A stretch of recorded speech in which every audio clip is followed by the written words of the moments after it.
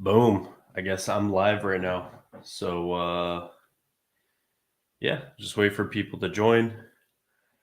And yeah, I wonder if I can change the name of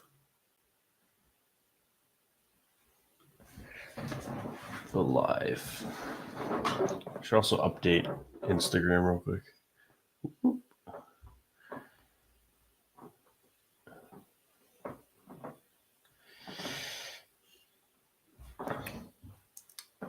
Hey, going live on YouTube right now. If you guys want to ask me some questions or want to hang out, go on to YouTube, Austen Summers.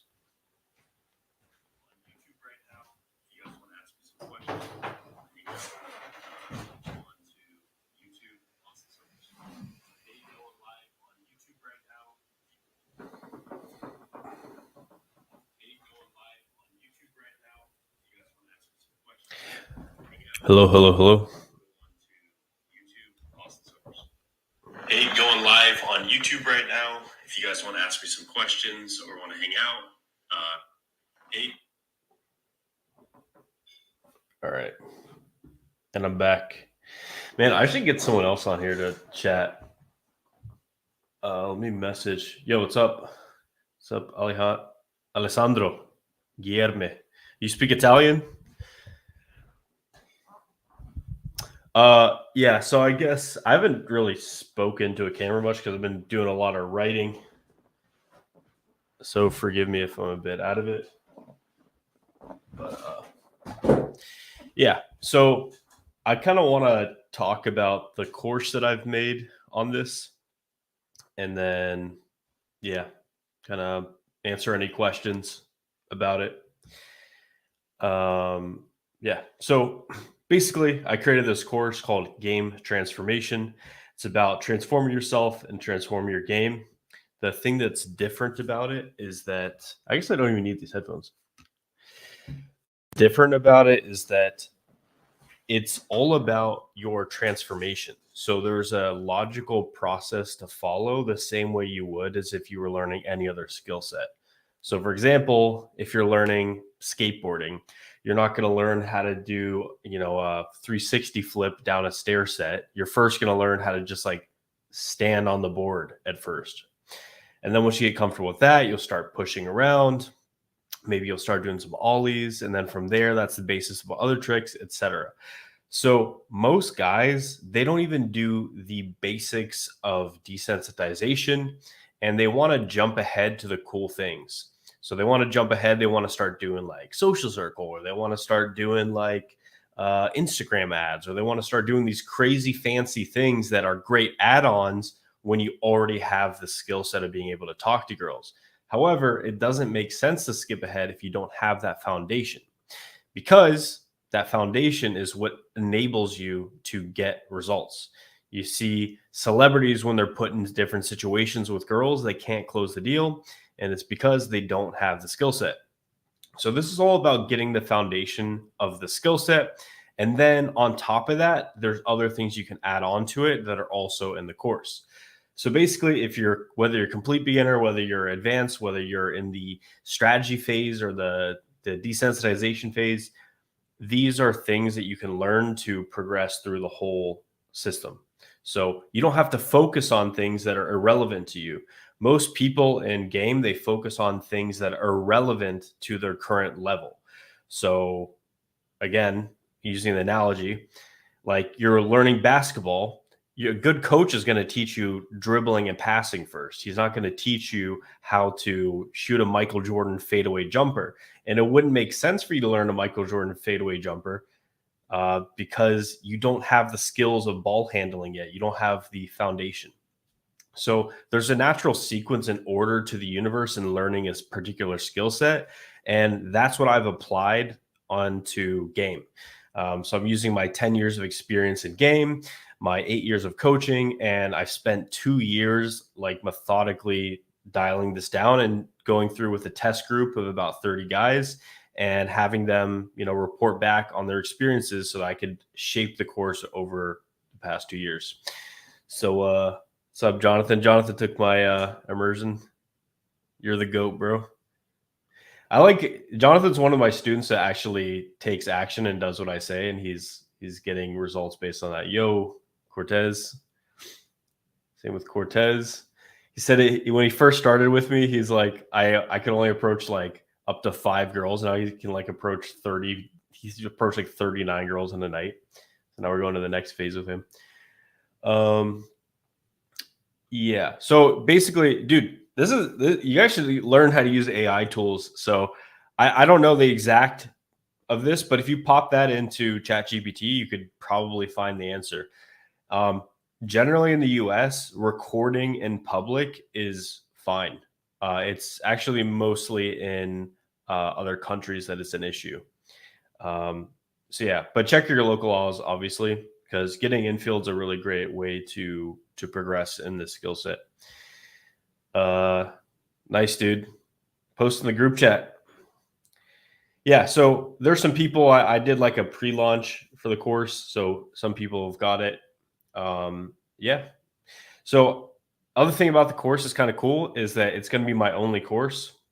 I'm not one of these guys that's going to give you the thing that boggles my mind is that people buy courses where it's like it solves 3 to 4% of what they need help with, and then they expect that to solve everything. So I thought if I was buying a course, I would want it to solve my issues, and I would want it to give me a step-by-step plan that I could follow. But also afterward, I'd want it to show me like what are the other possibilities that I can use with this. So that's why in the course I have several videos on how to throw parties.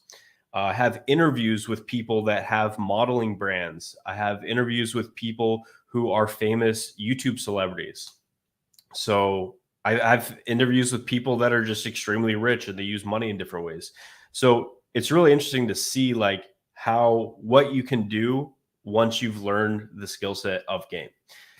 Yeah. This guy says, do you think you have the best game on the planet? I don't. And I will never claim that I have the best game on the planet because honestly, it doesn't matter that much.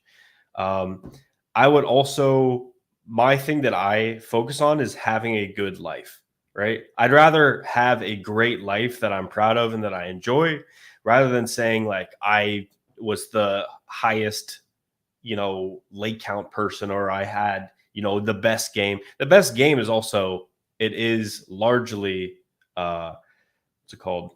Subjective, right? So there's going to be a style that you resonate with, and my style may not be for you. One really interesting thing from evolutionary psychology is that there are different cohorts of women that are more attracted to certain types of men.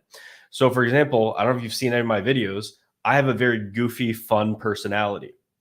So a woman that is attracted to me is more likely to have a goofy, fun personality.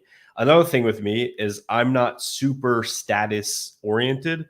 I like to enjoy nature. I like to enjoy. I donate to environmental causes. I literally clean up parks around my area. Like women that are going to be attracted to me will have similar values that I have. So by having the best game on earth, it would mean that you're able to express your personality fullest, right? And also use that personality and use the skill set that you have to get the type of women that you want. That's how I would define it. So, for example, other people maybe are less silly. Maybe some people I know are very, they're just very, they're the quiet, what is it called? Strong, silent type. They're just kind of like alpha, strong dudes, but are kind of quiet. They're not the center of attention. They're not very expressive. And, some women are really attracted to that. So some women are attracted to guys that have like some feminine qualities, right? But obviously there are certain things that you can do that give you a larger share of the female population. So for example, being a strong leader is going to make you attractive to 99% of women. Being someone that's too passive may actually be attractive, but it's only going to be attractive to like 1% of the population of women. They're kind of getting off the track here, but that's kind of an interesting way to think of it as well. I have a lot of people that say that I have the best game on the planet. Like if you go to my comment section, you'll see people go like, "Holy fuck, the GOAT," whatever. But I think it's just like some people resonate with my sense of humor as well and my style. Yeah. Do you think okay. Do you think there's a level of connection vibe so high that you can have with a female where she probably never experienced ever? Um so the thing you have to it can be tricky because if you have a connection to a woman and you have a great vibe or like, you're having a great time talking to her, you may be interpreting that there's more of a connection than there actually is. Um some men like read into it too much. That said, there are people that you meet where it's like, for me, it's like one out of every 10 girls I've slept with, I'm like, I would consider marrying this girl. Like, they're just super awesome girls. I love who they are. We have a very strong, deep connection on like multiple levels. Um, and I would say you don't have like, for example, you said where she probably never experienced ever. Maybe she hasn't experienced it, but she could experience it again. Also, women, the connection they have with you is largely determined by how many people they've had as sexual partners, their body count, as the internet calls it. So, yeah, if let's say she has a strong connection with you, and then she fucks 30 more guys. Let's say she meets a guy that she would have had a connection with as strong as you. When she meets that guy, she's not going to have the same connection because it's going to become jaded as she compares it to other things. As comparison is the thief of joy. Also, there's another quote: "Abundance is the enemy of appreciation." So, like, the more abundance you get, the less you appreciate each individual person you sleep with. Okay. Let's see. My Spanish is pretty good. Yeah, harder, better, faster, stronger. I've been I haven't been practicing recently, but I'm gonna make a comeback to world travel and fun and game. So I'll have time to practice again. When are you coming through? Oh, yo, what? By the way, Logan, if you want to jump on, you can jump on. I don't know if you want to. I don't know how to even. I think I have to send this link to you. Maybe I'll send this link to my group chat. I'll have some of my buddies pop on. Live stream. Join. All right. Maybe we'll get David Bond up in here or something. Yeah. So my next few months, what I'm going to be doing is I'm getting a surgery. Then I'm going to Europe to do a couple programs. Programs in Barcelona and Finland, if you guys are interested. Finland's one of the best countries for game, and Barcelona is just a fucking awesome city. It's great for game too. How much do I make? So I've been wanting to talk about this for so long. The more money I've made, the less I've gotten laid because I've been focused more on business, and I've literally proactively cut off girls. I think getting money is one of the most overrated things ever. Now, there's a sweet spot, right? I'd say the sweet spot's probably like 100K. If you make 100K a year, you can travel, you can have a pretty good car, you can do fun things, you can eat good, healthy, organic food. You can buy rent in like the best place for logistics. You can take girls on dates. Like, you generally don't worry about finances. I'd say 100K may be like the best happiness set point. The thing is, when you end up getting more and more money, you build a bigger and bigger team, you have more overhead, you have more things to protect, you have, people start, maybe coming after you for money more, or they think that they can just like, use you for money, or like, like when you're not making much, people don't care to, or people will definitely pay you back. But when you get more rich, people just like pretend like they don't have to pay you back for things. And Yeah, you can be taken advantage of more like that. I think, like I said, having more free time is infinitely better for getting laid than making more money. Um, Straight up. The times I was getting laid the most, I was sleeping on a floor. Like, I'm gonna make a video of my entire transformation in game. It may be really long, but it'll show you guys my entire transformation in game, my lessons along the way. You can see my voice transform, you can see my body transform, you can see my results transform, you can see like how I talk to girls transform. And that's gonna be for my promoting my game transformation course that's coming up. And yeah, I honestly don't think that becoming super super rich is the answer. It's a part of life, not the whole thing, right? The goal of life is to have a good life. Money is part of that. Women is part of that. If you have neither of those, you're going to have a shitty life, right? So you have to have women in your life. You have to make some decent money. You have to make sure your physical health is in shape, and you have to have time for yourself and time for fun activities and hobbies and interests that you enjoy. If you sacrifice one or more of those toward one other goal, you're going to be depriving yourself of having the best life that you can have. Now, I do recommend uh, there's a great thing that you can do. Like when you go all into one at a time, you immerse yourself. Like for me, for 2 to 3, 4 years of my life, all I did was game. I gamed every single day. I went out all the time. I constantly was on dates. I was filming it. I was analyzing it. I was teaching programs. I was just completely immersed in game, watching infield, watching, courses, taking lessons, going to, just constant self-development and game.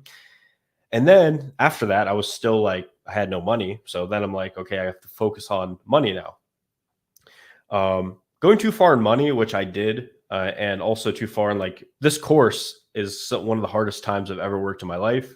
Building teams, I had a team of like 8 people working on this course with me, video editors, assistants, writers, like just people helping me in every single possible way, cleaning people, and like just things that like adding up, just like trying to delegate everything that I can. And it's honestly one of the most stressed I've ever been. I didn't have time for solitude. I didn't have time for processing what was happening. And I said every no to everything. This theme in business, you have to have a season of no. You have to have a season where you say no to literally everything. Say no to your friends, say no to your family, say no to your hobbies, say no to any fun thing that pops up. You have to like set up systems on your computer and your phone so you don't get distracted. You have to streamline and see how can you save like seconds of your time over the course of, like months and years. So it's pretty intense, and it makes you kind of like a hermit, makes you kind of weird. So I'm actually looking forward to making less money and having more free time. Um, Thanks for bringing up the question, Hamza. Okay. Curious, you are introverted. I am extrovert, introvert. Okay. So saying you're extrovert, introvert doesn't make sense. Do you mean that you are a ambivert, meaning that you're in the beginning or you're in the middle of both of them? Or do you mean you're introvert, meaning what I am is an outgoing introvert. I'm an introvert, so I get my recovery time. One sec, guys. Tell me. Hey, can you turn it down just a little bit? Yeah, so I'm a outgoing introvert, so I get my energy from being alone, so I recover that way. But I can be outgoing, so I have to know more what you mean. You said I can cold approach and do ad. I don't know what that means. What's up, Herman? Yeah, so with AI, I built out several like I think 15 or 20 or something. I built out prompts for the chat GPT. It's actually in my course. So how you can use AI to learn game, optimize game, how to find places to game. Like literally I'll give you one of my prompts. It is Let me think. Yeah, it was basically like, actually, I could pull it up. Prompts. So yeah. So here's one. For Toronto, rank 5 universities or colleges with more than 5,000 students by highest percentage of female students, displayed as university population, female percentage, male percentage, street address. So basically, if you're in a city, you just pop that in and it gives you like literally the best place to game, which largely is college campus. You get the effect of, being part of the atmosphere there. You're part of the tribe. And then also it gives you the highest percentage female. So you're going to an environment that is like 2-to-1 girls to guys. So there's a natural, like, women have to chase men a little bit. So it's actually easier. So that's one of the ways I've done it. There's also like texting prompts and things like that to help you with text game. Okay. Dude, I have like the biggest Morocco audience ever. I don't know how Morocco became so big for me, but sweet, bro. Yeah, actually, I do want to come to Morocco once. I feel like I have so many people that know me there. I could just literally pull up and have the full Morocco experience. So I'm definitely down for that. Like I said, I am caring less and less about money and more about experiences. So yeah. Like the hardest thing in the world for me is to stay in one place, and I've been in the same place for like a year and a half, and then before that, like a year in another city. So definitely need to travel more. Yeah, Russell Brand has amazing game. It's just like super confident, lots of charisma. Just his verbal ability is absurd. He's got like that British wit. And just like fun and little goofy, and yeah, just like good vibes. Okay. Yeah, so this is a great point that people can bring up. So can you learn everything for free on YouTube? Maybe, but people want to save time. The whole reason why certain things exist, and the whole reason why consultants exist, the whole reason why doctors exist, the whole reason why myriad professions exist is to save time. So one thing you can never get back is your time. So for example, let me use the example of my immersion program. So all you guys know at this point that you should have about 12 to 15 photos on your Instagram that are well taken, that convey a good vibe, that convey that you have a cool lifestyle that girls want to buy into, and you look quite attractive, and you have good style and whatever. Everyone knows this. This isn't a secret. Now, I'd say probably 80% of profiles, people's Instagrams, suck ass.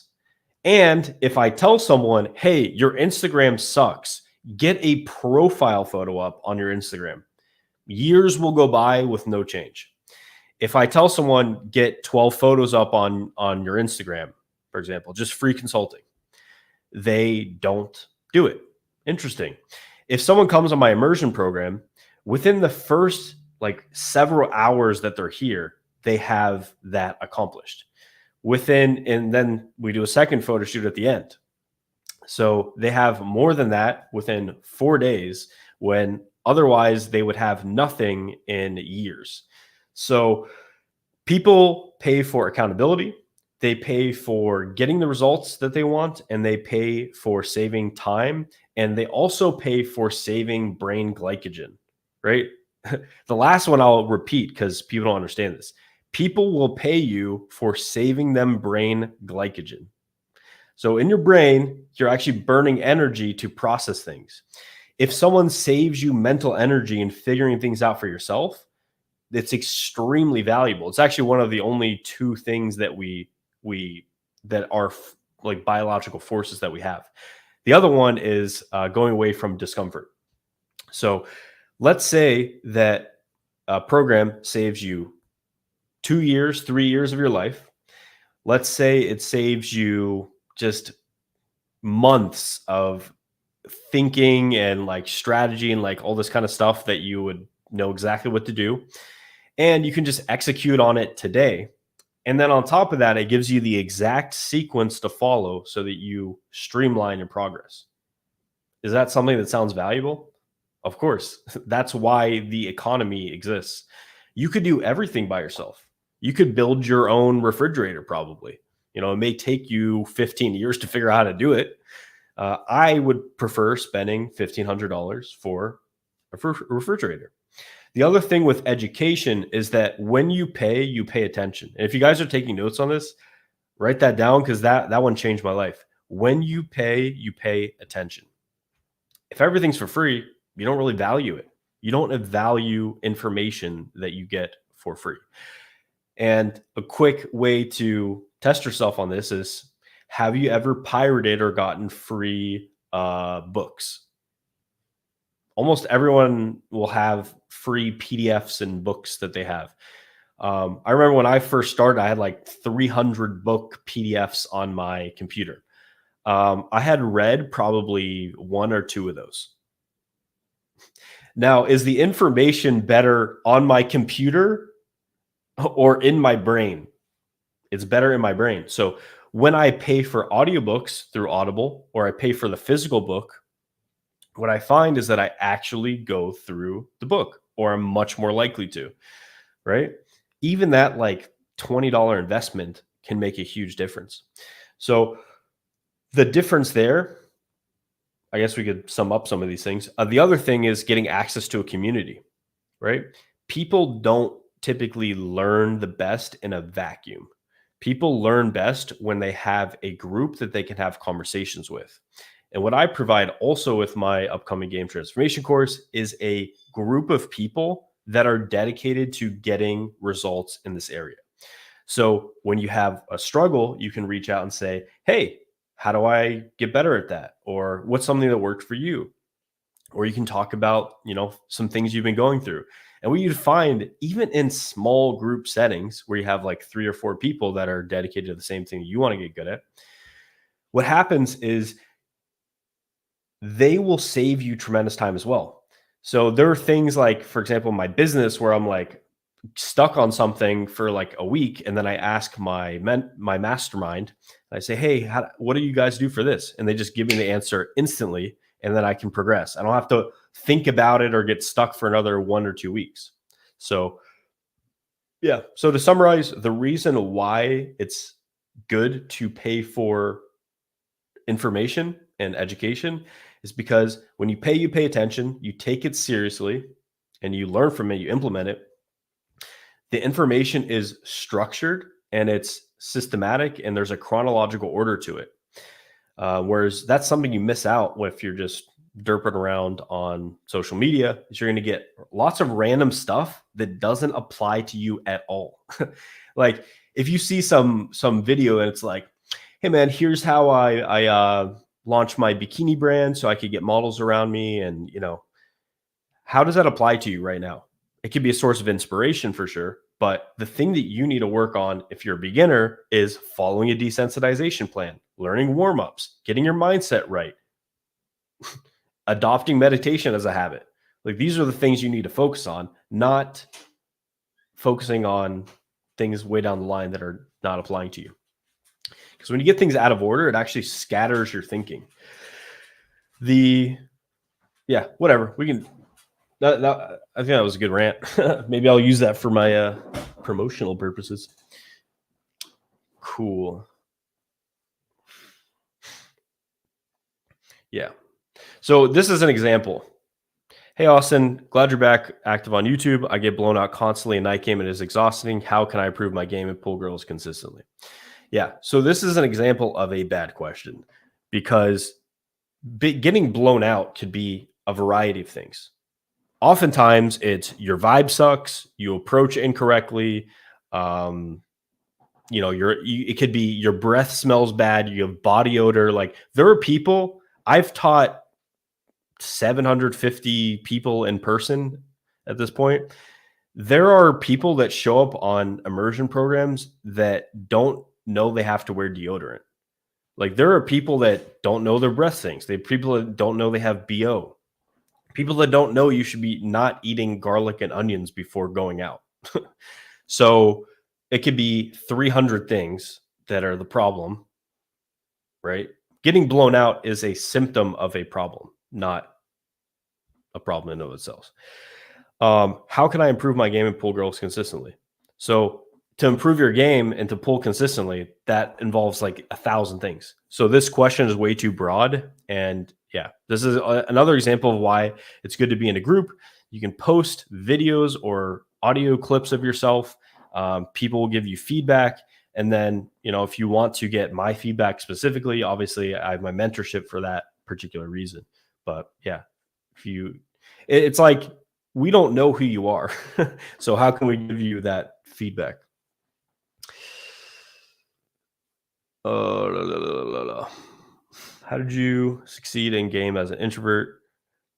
Same way anyone else does. You have the thing is, people have this incorrect idea that if you're an introvert, you cannot meet people. That is not what being an introvert means or does not mean. It means being an introvert means that you recover being alone, not that you can't be with people.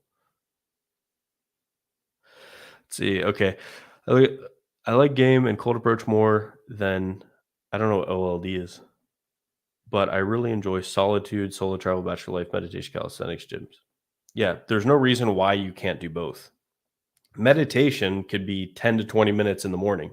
How does that preclude you from meeting women?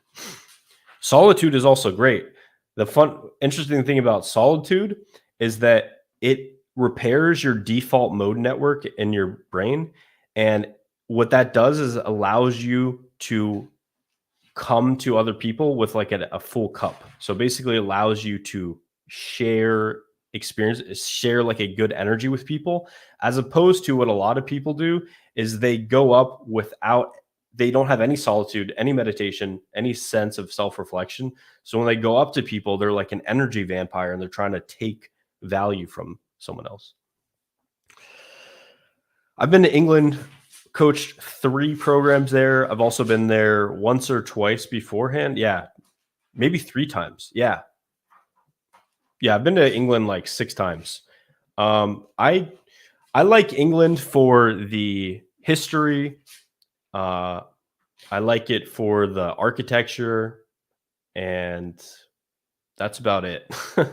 England has fundamentally destroyed its own country through immigration policies, straight up. So there's literally like, you go to London, it's like there's no British people. It's weird. So yeah, it's kind of sad, but cool for history. The museums are awesome. Great place. Yeah, I also just didn't find many attractive girls. I went to every place that people suggested. I've gone there multiple times, different times of the year. I guess they hide the attractive women in that society. Let's see. Yeah, this is a great question. Why did a lot of the old school OGs come out of Canada, specifically Toronto? Yeah. So, yeah. Obviously, you guys know I'm from Toronto. Justin Marks from Toronto. Vadim, my old mentor from Honest Signals, from Toronto. Owen, RSD Tyler, is from outside of Toronto, which is like Kingston, Ontario. Mystery is from Toronto. Who else? Dude, there's a lot of people have come out of Toronto, so it's interesting. Yeah, I think it has something to do with Canada and US have like a really advanced economy. Like these things typically happen in more advanced economies in the Anglo sphere, like English speaking. I actually don't know the particular reason, but one day we will investigate. Okay.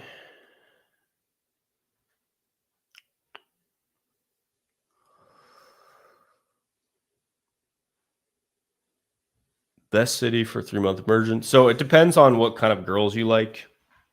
Honestly, any city that has a decent population, ideally you live in a walking part of the city. Like, so you can just meet girls outside your house, and then you're pretty close to bars and clubs. Like, as long as you're within a 5-10 minute drive of uh, the club area, it's honestly fine. This guy says the Greek islands. Yeah, Greek islands, you can rack up lays really quickly, but then again, maybe that's good for learning game because you get a lot of at bats, but then, that doesn't apply to like if you want to date in one city and continually see girls and then have that progress into relationships, because the Greek islands are like party islands. And it's the same thing with like Vegas. Like, 90% of the girls or more you meet in Vegas don't live there. So yeah, so falling in love is definitely true. There's three brain systems that control this. One is lust, the second one is romance, and the third one is what is it? Attachment. So there's three like systems that are going on. Lust evolved to basically help you seek out mates and fuck the shit out of them. Romance evolved for you to start investing more into the partner and get excited to see them again and form that bond together. And then attachment forms so that that bond stays together so that you can raise children. So I do believe in love. And I think it's a shame that so many guys these days are taught like everything's looked at from the strictly the lens of like marketing or economics, looking at uh, dating, where I think there's a good perspective to be had just in like the more emotional, feeling, poetic side, the experiential side of how you feel with that person. So a great example of this is Michaela Peterson, who's the Peterson guys, Dr. Peterson's, what the fuck? Why can't I remember his first name? Dr. Peterson's daughter. She went on like the Red Pill guys podcast. The guy, he's the old guy, always in the room with the guitar. The Rational Male guy.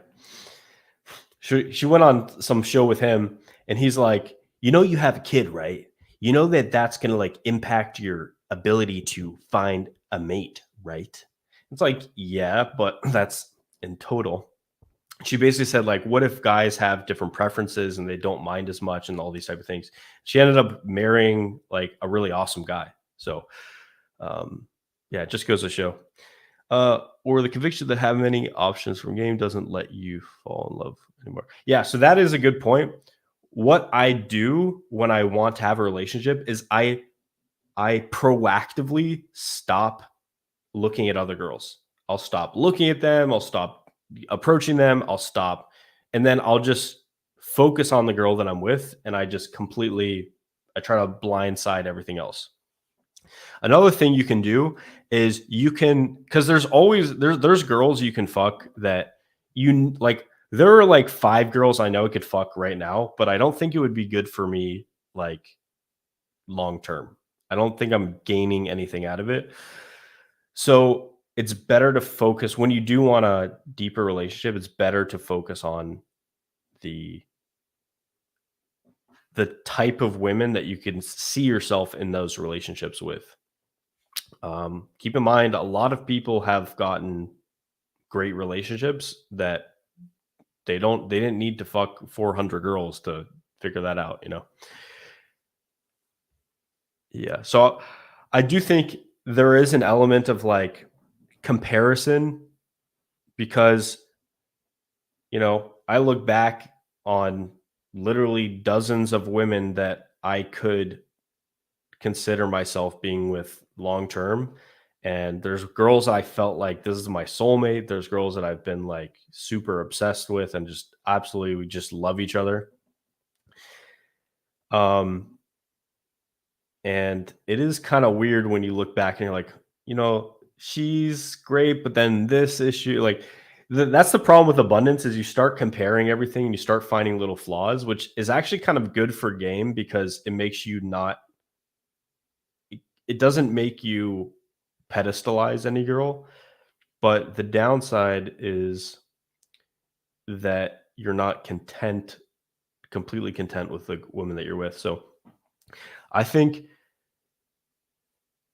the the pair bonding issues that women face from having multiple partners is definitely more severe than what guys experience, but I think there are things you can do to get out of that, right? So by focusing on your partner and by like listing the things like literally in multiple of my relationships, I'll literally like make a list of like 10 things I love about them and just give it to them. And it's crazy how like guys are just like, you just need more money, bro.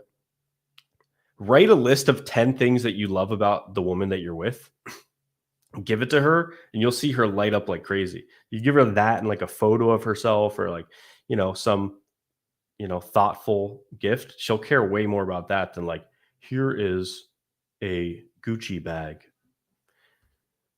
Okay.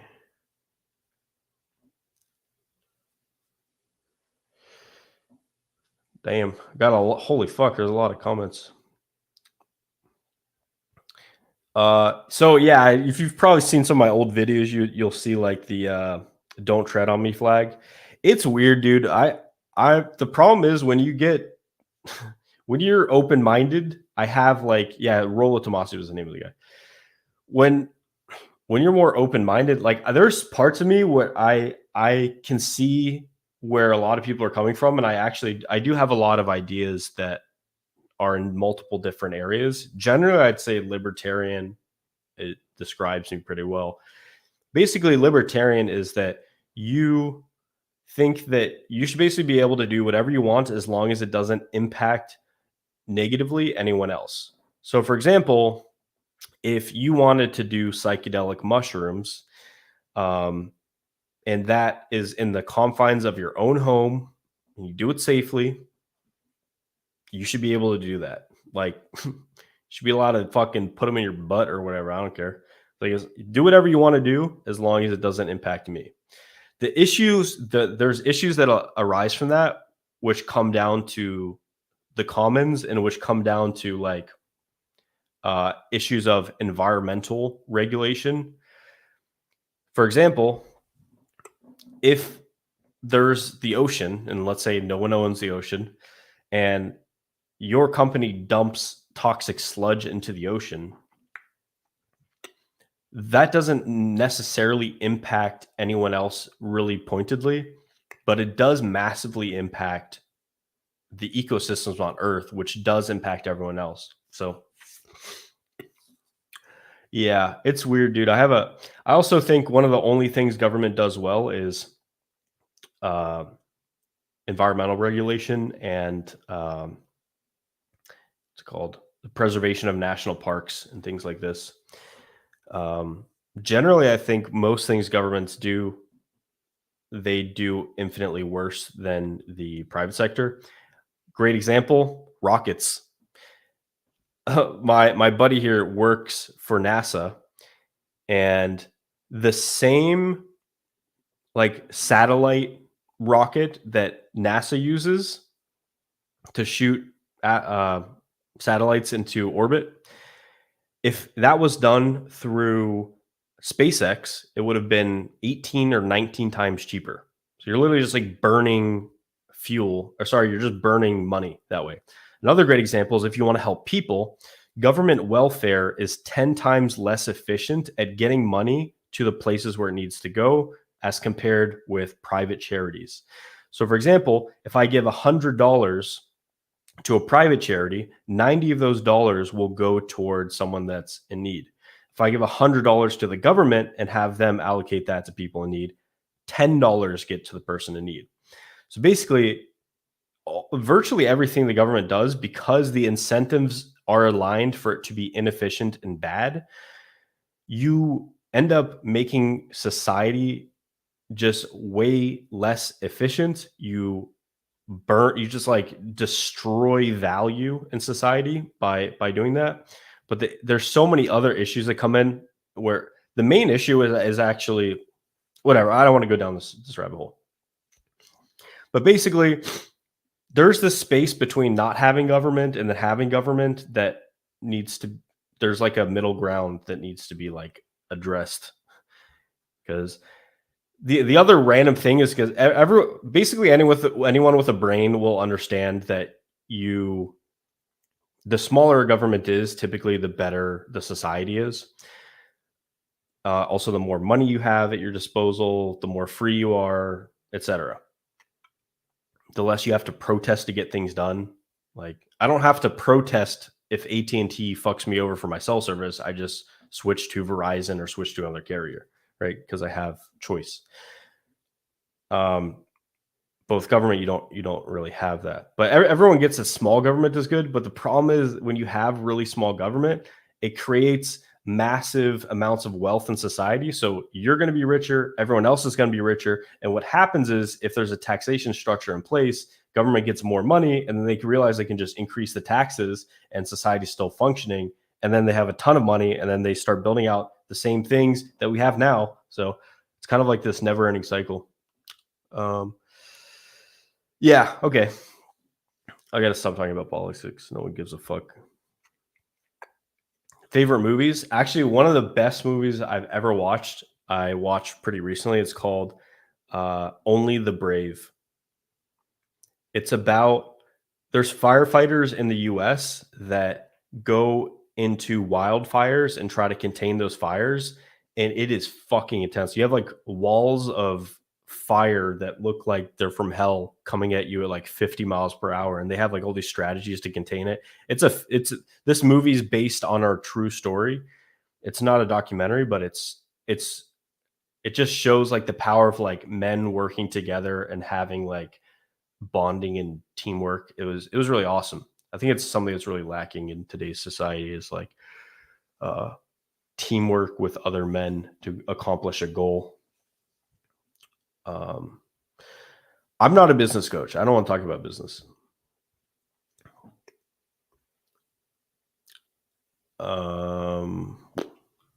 Watch my self-amusement video on this. See some other movies. Dude, you know what's really sick is this HBO series it's called The Pacific, and it's like a mixture of, it basically starts with like an old guy's story from World War II, and then it shows like archival footage, like what actually happened, and then there's like the movie retelling part of it. It's like I think it's the most expensive thing ever filmed in like human history or something, and it's fucking awesome. It's called The Pacific.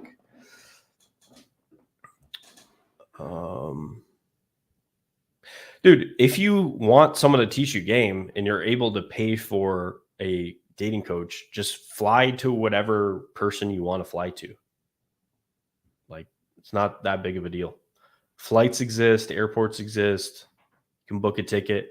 I know if you're younger, this may be a crazy thing to think about, but you can literally go on flights.google.com, type in a city name, and then hit enter, and then it'll give you a flight to that place. So it transports your physical body to that place. And yeah, if you have a credit cards work in other countries. You can get a Google Voice number. You can also get a SIM card when you land somewhere. Most places in the world have internet. There's a McDonald's or a Starbucks anywhere in the world that you can use for Wi-Fi if you need. Like you can go to different places if you want to. Yeah, this is crazy. So this is like a indication. So the tip of the sword is Japan. They have like a population that is just getting older and older and older. They asked Elon Musk about this recently, and he said, there's this famous quote. It's like, will society go out in a bang or a whimper? And Elon's like, well, this pace, it looks like it's going to be going out in a whimper wearing adult diapers. Right. So, Yeah, it's kind of crazy. China is also, they used to have the one child policy. And then they were like, holy fuck, we need more kids. So they did a two-child policy. And then they quickly raised it to three-child policy. And now it's like they're literally the lines intersected in a way where it's like they are the deaths are outstripping their births, basically. That's what's happening. So yeah, it's crazy. Um this follows a thing in demographics. I forget what it's called, but it's basically like as societies develop, they have a lot of kids, and then once they're developed, they stop having kids. So that's why, like, you see the societies that developed first, like, you know, France and Japan and what's it called, like Sweden. They are some of the lowest birth rate countries because of that. So yeah, India will definitely, the population has surpassed China, and it'll probably stay number one for quite a while, right? If not forever. And then yeah, as India develops more and more, then it'll probably slow down. It's just, I forget what it's called. We'll look it up real quick. Population boom in developing nations chart.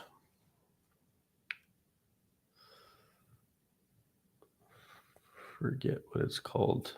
If anyone knows, pop it in the chat. If anyone knows. It says, do you want to form a family? 100% yes. Yeah. You got to do, everyone listening to this, you got to do your part because of the population decline. So population collapse is actually a real issue. So if you're listening to this, use my game transformation, use my course, use my YouTube channel, use this information to get good with women, then find one you really like, and then put babies in her.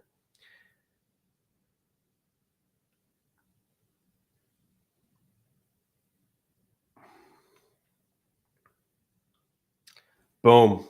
Whoever asked before, do you think you're the best? Listen, what else is there to say? Boom. There we go. I'm a dating couch. It's better than a dating recliner, I guess. I've never been to Australia. I kind of wanted to go. When I think about Australia, I just think about like the US, but fewer people, and then like Aboriginals, and I just feel like it's the cities are very like rule enforced and like strict, almost like German cities. Yeah. What's his name? Yeah, Boris Cupid Schmoopid was his channel.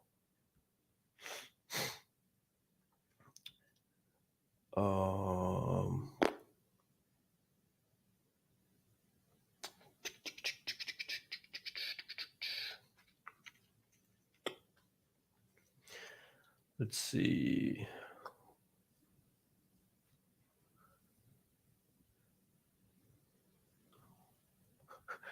No, why would I learn game if my game was good when I started? The whole reason I started learning game is because I had no girls and I was depressed. But that will all be documented and shown. Well, it's already documented, but it will be edited. I'm basically getting surgery soon, so I won't be able to like walk or something for a couple weeks. So I'll basically just be in my bed editing that video. It's going to take probably like a month straight to recover. Oh, I forgot super chats exist. Nice. This is like my first super chat. Boom. Bernardo Diaz. What's up, man? How would you start day game alone? I have no friends to go out with. I day game in a mall here in Ecuador. I haven't been able to do approach. I'm 20. Yeah. So basically what I would do if I were you is follow the desensitization plan. That's in my course, but I'll give you a little bit here since you were so kind to be the first super chat donator ever. So yeah, Let me actually pull it up so I can give you the. It depends how severe it is because I have 2 plans.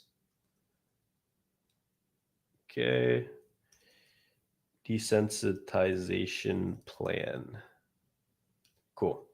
So there's 2 plans that I have. A couple things to keep in mind is that millions of people have used systematic desensitization to get over fears. And I've had, over 1,000 of my students in person and online use the beginner desensitization plan effectively. So there's no reason why you can't get success with it. Yeah. So when I say millions, it could potentially be billions of people that don't know what it's called, but have used it, right? So systematic desensitization is the psychological process of breaking down something that you're afraid of or you have anxiety around to smaller, more manageable steps, and then working your way to go toward it. When I get better at the streaming, I should find out how to put images on the screen too, because there's a great image with like a spider. So first, if someone's afraid of spiders, you show them a photo of the spider, then you show them a video, then you put them in a room with the spider, then you get them to touch the spider, and then you put the spider on their shoulder, and then they put the spider on their face. Like, that's basically how it happens. So the same thing applies to game. So day 1, you're going to do compliments. You're going to compliment 5 guys, 15 girls. Day 2, you're going to compliment 5 guys, then 10 girls, then do 10 warm-up approaches. Warm-up approaches are where you do the open, but the result doesn't matter. You can just leave afterward. Day 3, you're going to compliment 5 guys, then 5 girls, do 5 warm-up approaches, do 10 persistence approaches where you stay 10% long, then it's comfortable. And day 4, you compliment 5 guys, then 5 girls, 5 warm-up approaches, 5 persistence approaches, and then 10 approaches where you have to go for the number. So if that seems too intense for you to do in 4 days, there's like a way to spread that out over 9 days. But I don't want to spend the rest of the stream going over that and all the principles and blah, blah, blah. So if you really, really want to know, get game transformation. But yeah. Thanks for being the first donor, Bernardo Diaz. I'm gonna screenshot this too, put you in like the Hall of Fame. Cool. Yeah, I should start getting out in the wheelchair again.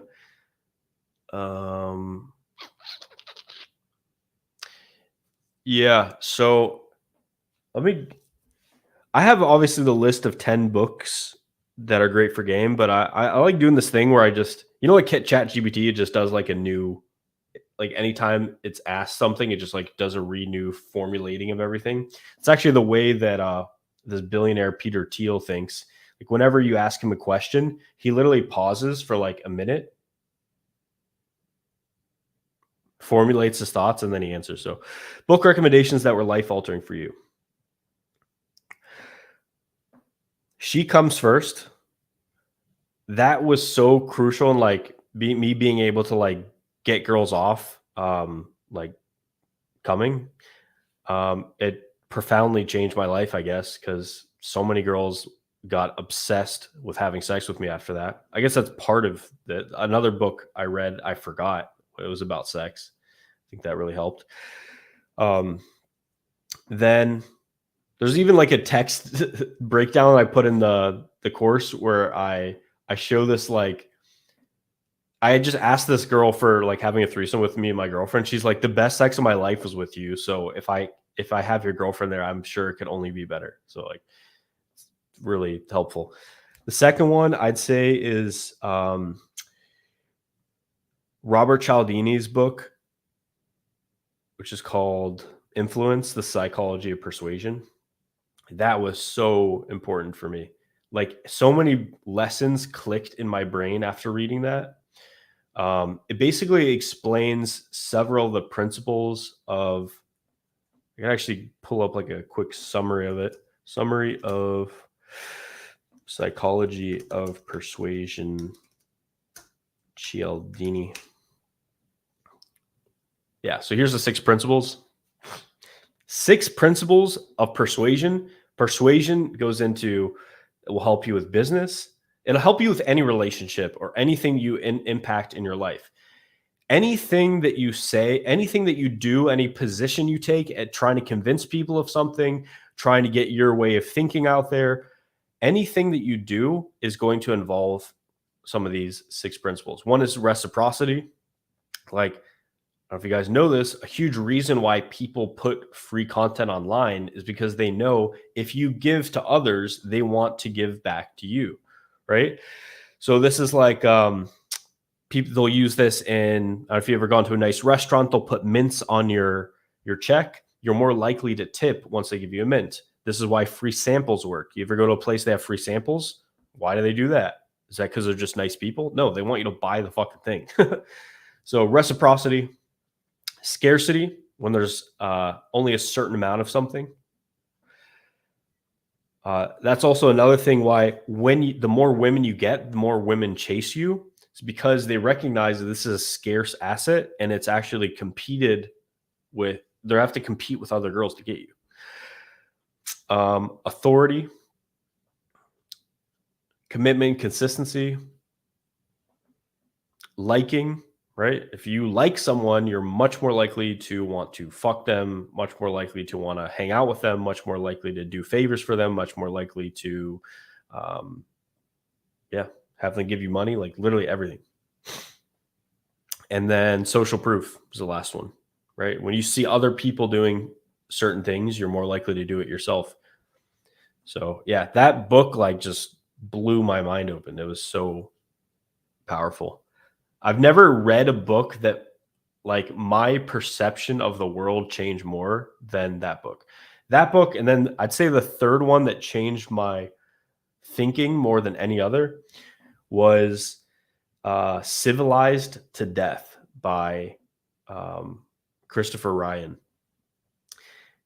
That is the most crazy, eye-opening book. Let me go see if I have some of my personal notes on that.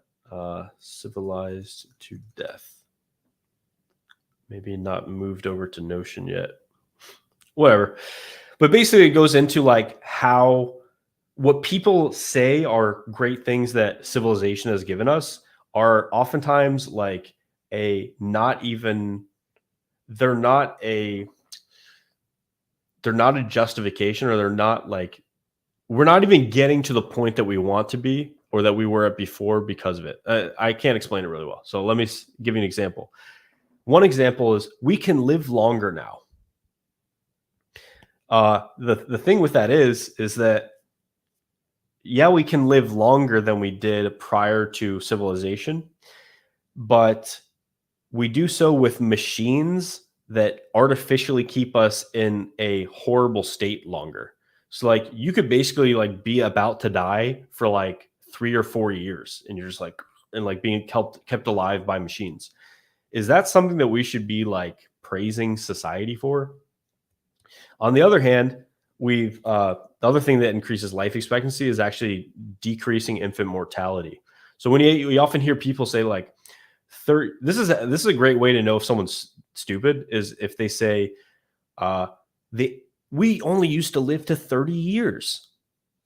And what they don't realize is that the 30 or 35 year mark in hunter-gatherer societies is due to infant mortality. So once you get rid of infant mortality, they basically lived the same life expectancy as that we live today. But they had health span, so they were generally healthier longer. There's also a great part of that book where he talked about dentition. There's this guy, he went and studied like tribes in the early 1920s, and he studied their dentition and like their teeth. And he found that like they didn't suffer from the cavities, the misalignment of teeth, the like they didn't have the same gum issues or problems because they ate a natural diet, right? They didn't eat things like wheat, corn, soy. They didn't eat things that get stuck in your teeth and like feed the bad bacteria. They didn't eat overly sugary foods. Like they did eat honey, but honey's a complete separate subject. It actually improves oral health. But yeah, like they're not eating cakes and candies and crackers and shit. So the smile, the teeth on these people was so much better and healthier and stronger and like whiter than people in modern society. It's kind of interesting. Anyway, I don't want to go too deep down that. Also, keep me on track if I go too far down a rabbit hole. You could bring up a topic, I'll talk about it for 3 hours. Nice. I'll screenshot this. I've not read this. I actually am getting septoplasty. So it's partially medical and then partially aesthetic. So I broke my nose for the first time when I was 16 and I ran into a car. Basically, I was on my bike and a car slammed on its brakes in front of me and my face went directly into the car. It broke my nose. So then I got a septoplasty from that. And then basically septoplasty is when you see the septum. My nose is completely crooked from another injury I had. So then when I was like 24 or something, I was playing Ultimate Frisbee. It was the final point of the game. And man, this dude just pulled back to throw a Hail Mary throw down the field. And I jumped in front of it to save it because the last point of the game.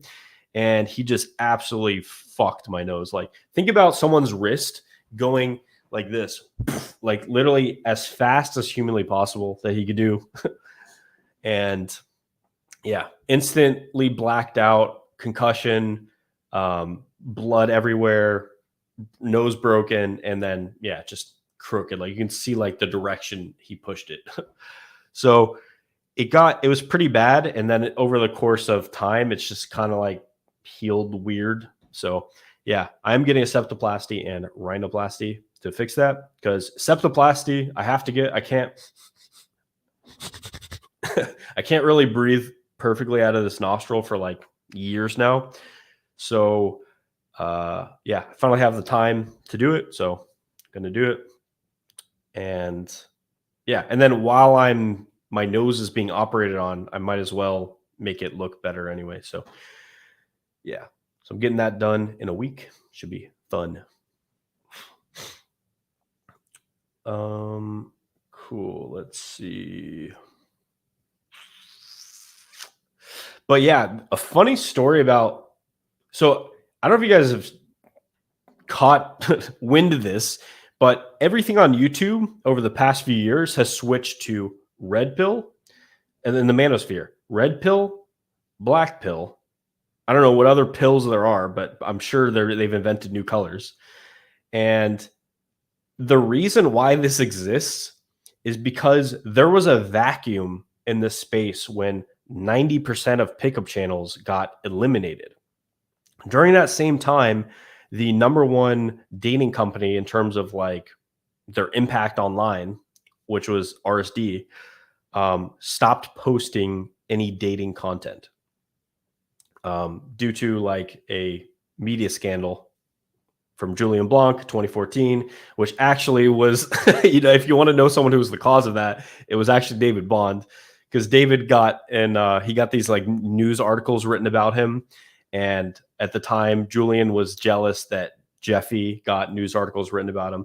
So Julian actually was inspired by David to have a similar thing. And he went to Asia and did some shit, and he got, he was the front page on like the world news and stuff. So that actually caused RSD to, get out of the dating space, created this huge vacuum. Some people came in, and then most of those people were wiped out. Like 90% of those people were wiped out in 2018. And the ones that have stayed, you've noticed probably that they're complete faggots, or they're just lame, or they don't have infield, or they're just like doing what I'm doing right now, which is talking to a microphone. So yeah, they don't have any proof. They don't even like teach people in real life. They just like talk to a camera.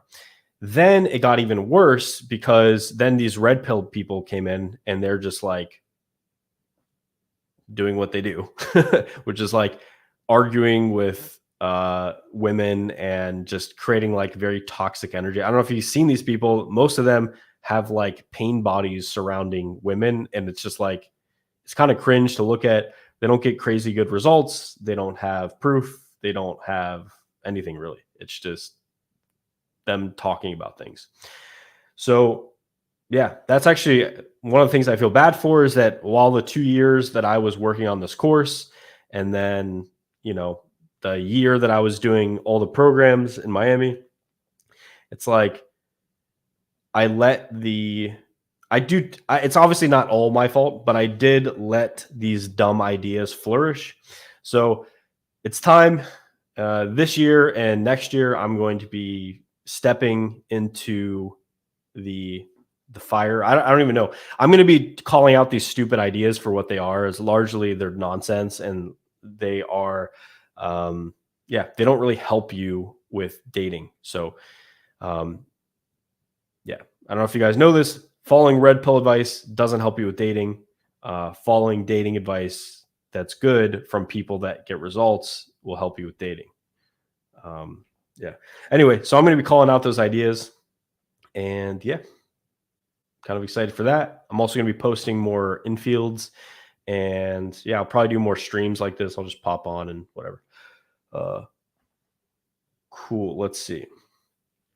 Oh, another super chat, dude. This is awesome. This is my second super chat. I've made $7, dude. I can afford a Chipotle burrito bowl now. Awesome, man. Thank you, Vic Vibes, for the $2 super chat.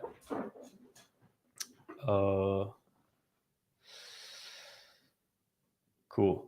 Damn, Ben, super sticker. Dude, I could literally put guacamole on my Chipotle burrito bowl.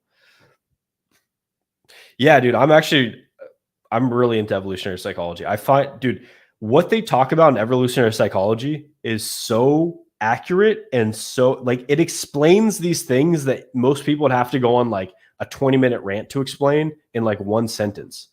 So I love it. It gives you like the exact, if people talk about like female psychology and what do women want and like these type of things, while it does lack the certain aspect of like personality traits, it will tell you exactly like the layout of why things happen and things to look out for and stuff. Evolutionary psychology really is like the red pill of the red pill. Like if you want to understand reality and what reality is, maybe I'm reality pilled. Evolutionary psychology is great for getting reality pilled. Like a great.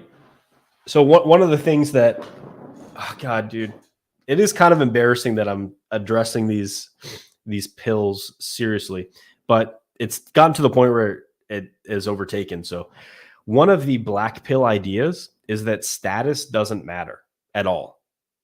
And evolutionary psychology will show you study after study, after large group, after culture study, after explanation, after like just, it'll show you infinite ways how status matters. And what do you teach? And what I teach in game is essentially that. It's like, how do you convey the status that you have? And how do you talk in a way where people naturally feel your status? It's not just like looking at a leaderboard and seeing what your place is, but the way that you communicate impacts how people perceive your status. So yeah, I'm super into evolutionary psychology. Okay.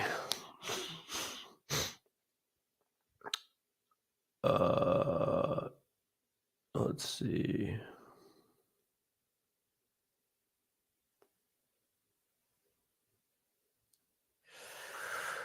Yeah, I haven't been to Toronto since last summer, and then I had my promoter friend get me and my students into places, so couldn't tell you.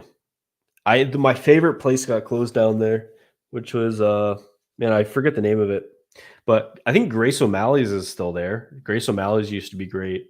Madison was fun. But Toronto's shifted more toward like exclusive venues. So, dude, if you're in Toronto and you have free time, I'd say probably become a promoter. The life of a promoter in Toronto is sick. So,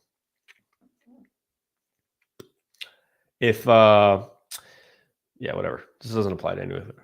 Boom, dude, these super chats. This is awesome.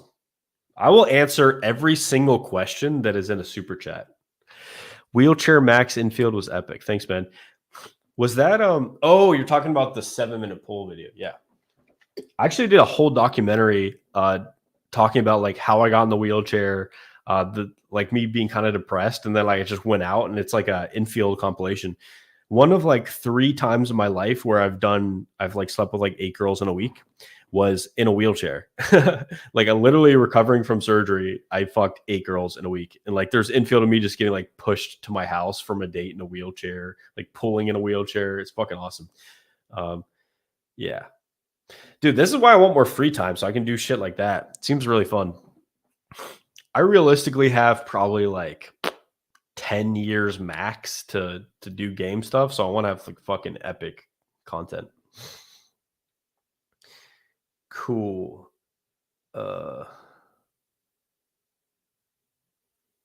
White pill.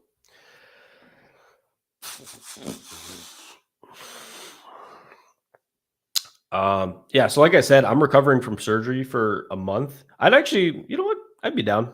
Yeah. If he comes to my city and I have time, I'm also going to be out for most of the summer, but probably end of the summer, late summer, fall, I'd be down. It'd be fun.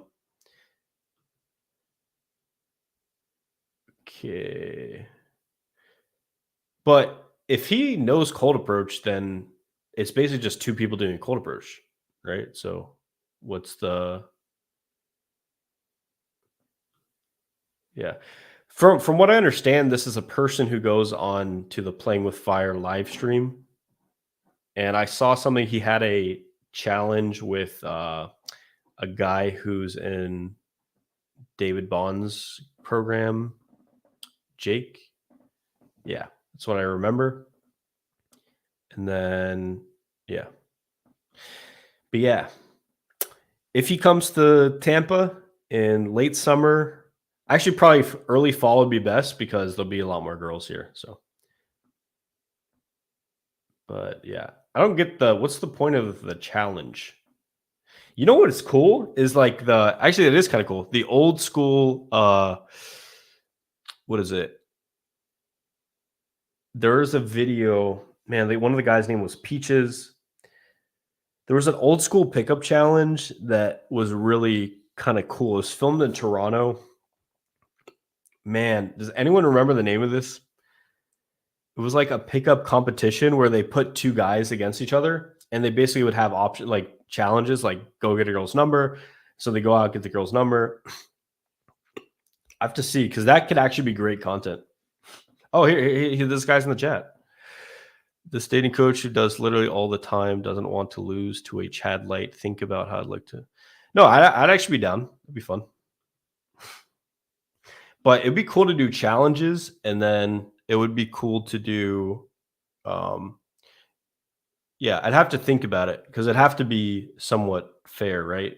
Like, for example, a way to not to create it that would be fair would be say, you go do one approach, then I'll go do one approach, and that's the end, right? That would be bad because there's variance in who you approach.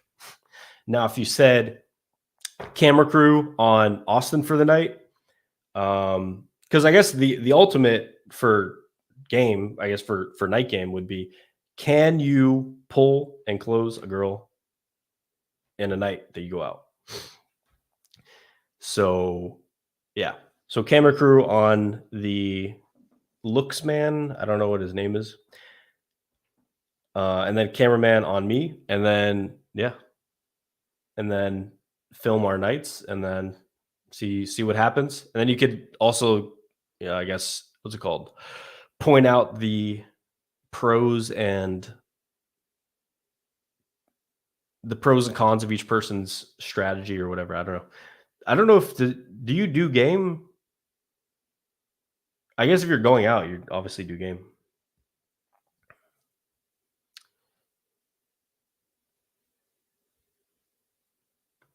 It's to show you how looks will dominate. Well, if you're going out and gaming, then that's part of the equation.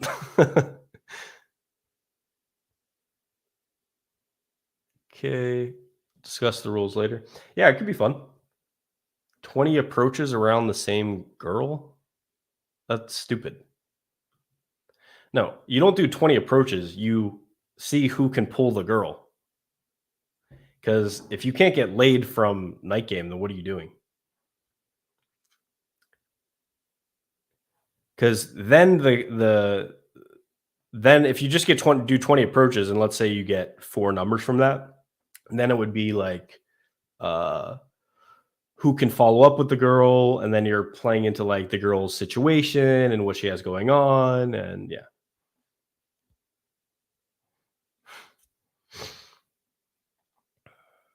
Yeah, this is the show, Keys to the VIP.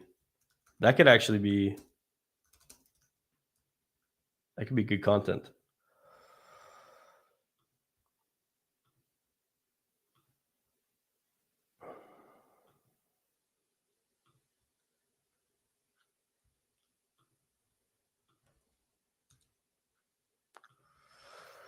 Cool. Austin, my ego is holding me back, and I resent the masculine role of having to pursue women and accept most of the risk. How to move past this, and is learning game strictly for women a losing strategy? My ego is holding me back, and I resent the masculine role of having to pursue accept most of the risk. What is the risk?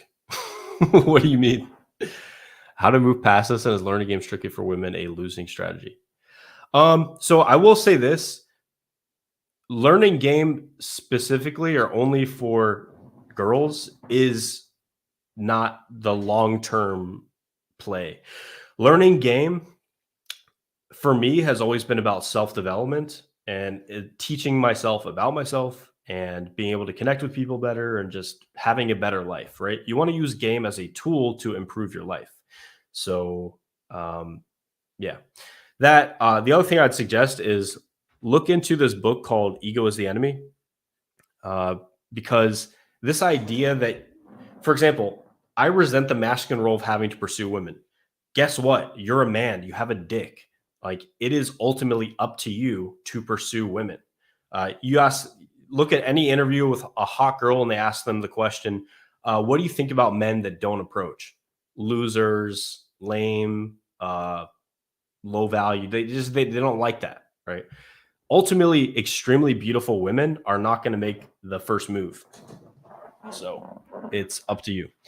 And if you want to know the reason behind that, it's because women have more valuable reproductive assets and men just don't. we women have women are born with eggs a certain amount, and men can produce sperm until they die. So yeah. So accept the biological reality, and then yeah. Also realize that game's fucking fun, dude. Like you go out, talk to girls, have fun with your friends. Um, yeah, it's pretty fun. How to move past this, and is learning game strictly for women a losing strategy? Uh, yeah, I already addressed that. Cool. Thanks for the $10 super chat. Let's see. Yeah, this that's just not that interesting. Like, dude, probably you and I could close half of or more of the girls that we talk to. Like, it's, it's not that interesting. What's interesting is like, can you bring the girl home that night? Which I'm sure you can, and I'm sure I can too. But it'd be interesting to like see the responses. You probably will if you're. I don't know who you are. You don't show your face, so I don't know who you are. But if you're really good looking, you're definitely going to get better responses in the approach. So it'd be really interesting footage, actually. So yeah, I'm down. You can hit me up on my IG. We'll talk about this for late or early fall. Sometime in fall is fine because the girls come here. This fucking dude. The most hot girls in one place at one time is I will show you. So it's pretty good. Um, Cool. Yeah, you can also stay with me if you want. And we'll do do some boat trips or whatever. Dude, I'm so excited to get back into YouTube. Literally just been creating like course videos for 2 years straight. And everyone's like, Austin, what's wrong? Are you dying? Why are you uploading? It's like, dude, I'm producing more video content than I ever have in my entire life. And no one sees it except for the people that are in the pre-launch training group or whatever. Cool.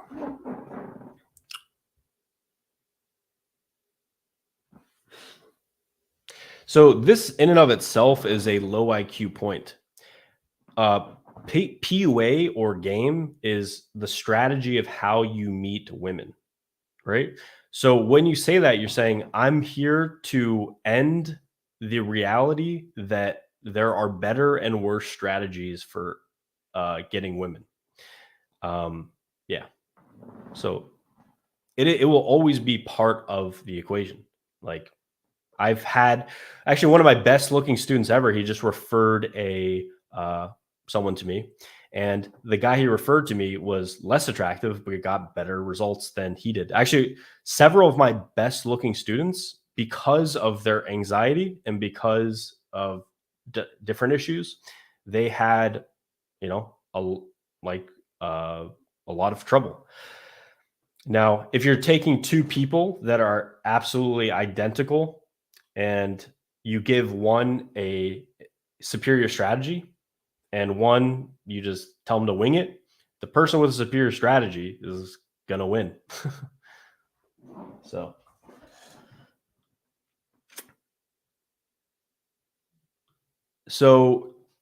this is where this is not true. So the way you're phrasing this is inaccurate. You don't force attraction, right? What you can do is, and also keep this in mind, part of perceived status is how you convey yourself. Ask any girl. Here's an example. Well, I can do 1,000 examples. Here's one example. You take a girl and you ask her, for example, you give a girl a beautiful man, just show her a photo. Yeah, here's this great guy. You want to sleep with him? Oh, I don't know. It depends what he's like, how I feel around him, how he carries himself. So why is she saying how he carries himself that matters? If you go back to, I can break this down 10 different ways, but one way, evolutionary psychology, would be to break it down through what women look for. There's 6 adaptive problems that women are trying to solve for. Great looks actually solves 2 of them. One of the adaptive problems, actually, I'll pull this up. One of the adaptive problems is good genes, right? You want to find a man that has good genes, right? So that looks, obviously, is that. Let me pull this up. Science edition. It's a video I'm making. What do women want? Science edition. It's going to be the first video ever to be done on what do women want from a science perspective. Cool. All right. So selecting a mate who is healthy. So that partially solves that too. Part of it is physical attractiveness, symmetry, health, masculinity, BMI, good complementary immune system, and testosterone. So it's important, right? The next one, selecting a mate who is compatible. And that all goes down to similar values, similar ages, similar personalities.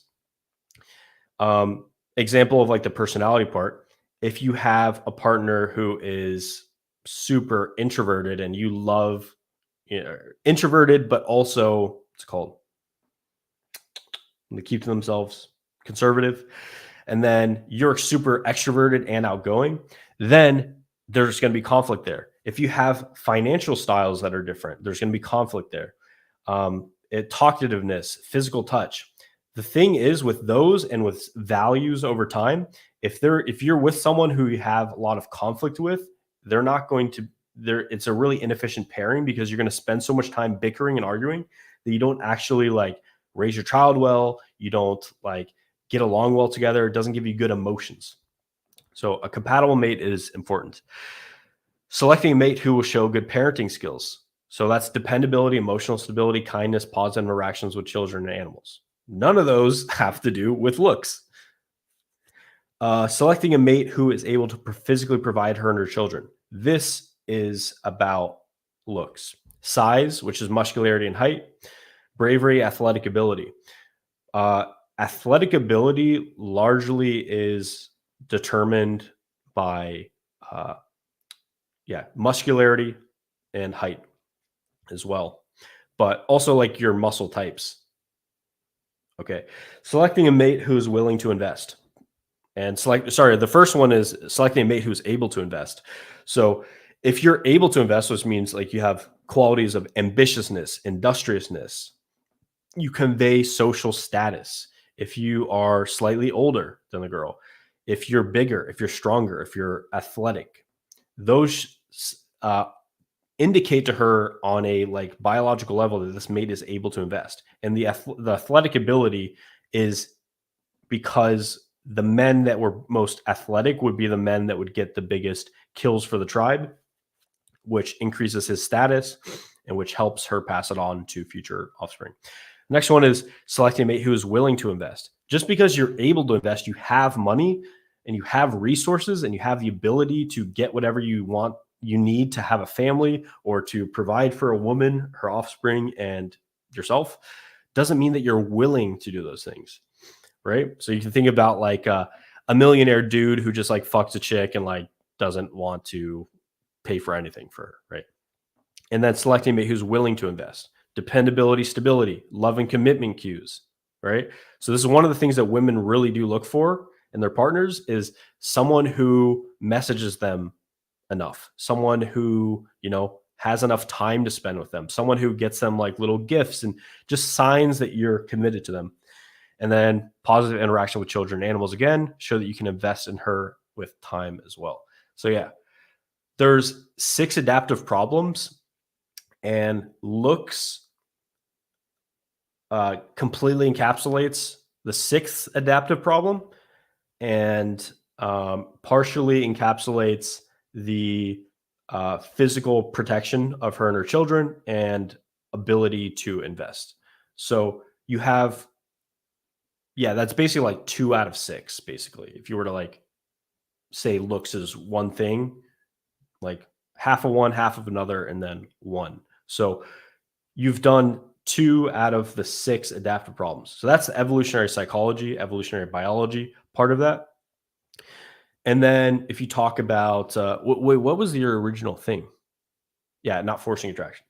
The other thing is, sure, my description of this, I felt so good when I saw a woman describe how she feels about men in terms of their attractiveness. She basically summed it up exactly how I did, which my perception of how this happens is that there are 3 categories with men for each individual girl. There's a guy that she 100% and never would sleep with in her entire life, right? So, for example, for me, I went to this one bar in Toronto. There's like this hip hop bar. There's like these hot like Persian chicks outside, and I hit on them and like I talked to one that I like the most, and she was like, "Listen, you're pretty charismatic, but I only like black guys." I'm like, "What?" And she's like, "That's why I'm at a hip hop club." I was like, "Oh, okay." So I don't fit her mold of what she wants, and that's fine. It doesn't matter. My game is not going to do anything there. Then on the complete opposite side of the spectrum, the second category would be like guys that just, they fit the mold. They're extremely attractive. Girls are like, fuck yes, I will have sex with this guy as long as he does not fuck it up. And I've seen instances of this. Like there's like a bar or a club I was outside of in LA, fuck was the name of it? Warwick. Yeah, Warwick Wednesdays was the thing. So outside of this club, Warwick, I saw this dude. He's like clearly a great looking dude, strong, like confident, pretty successful looking as well. And he was just fucking up the pool so badly that this girl was like, listen, you're making this really hard for me. Like, she literally straight up told him, like, she basically wants to fuck him, but he needs to stop fucking it up and he needs to lead. So you still need to have basic game, but you can obviously like just learn the basic structure. And like for those girls that they put you in their top category, then it obviously you don't have to do that much work. Now there's the third category, which is the largest category. And that's, I always thought about it as like the gray area. It's like girls who are like a maybe on you, right? So a girl that she's like open to talking to you, but you still have to kind of win her over, or you have to, you have to convey the ideal masculine qualities that she wants in a man so that, you know, she has a full picture of your attractiveness, basically. And even if you're super attractive, you still have to talk to the girl and stuff, right? It's not like you just teleport to a bedroom. Yeah. So those girls, it's like, that's a big category, category for guys. They'll put guys in that category, and you do need game in that category, right? And you may need, depending on what side of the spectrum of that you're on, if you're on like more toward the no or more toward the yes, it's going to be different. But with your game, what are you communicating? You're communicating largely your social status through whether it's stories, through your vocal tonality, through your confidence, through your ability to touch a girl. Why is confidence the belief that you can get a girl? Why is that attractive to a girl? It signifies high social status, right? So high social status is super important. Why is it important? Because it's usually packaged with resources. Resources flow to the top of the status hierarchy. It's also, social status can be brought to your children so that they have a leg up in life. It shows that you can have people by your side who can protect you, who can, they are at your aid. You're not like ostracized from a tribe like a lone weird wolf, So, yeah.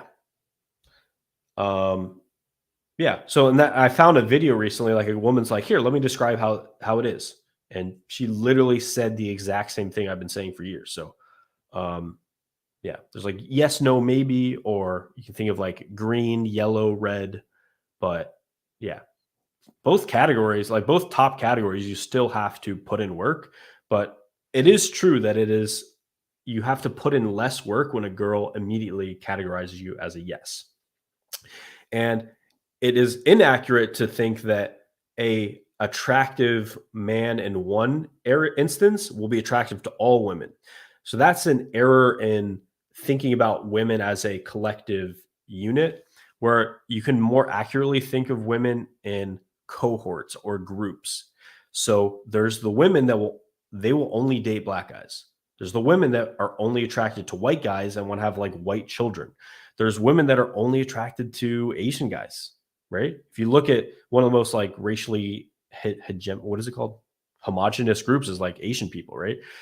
A lot of Asian girls in Toronto or other places will only date Asian guys. Doesn't matter how good looking you are, right?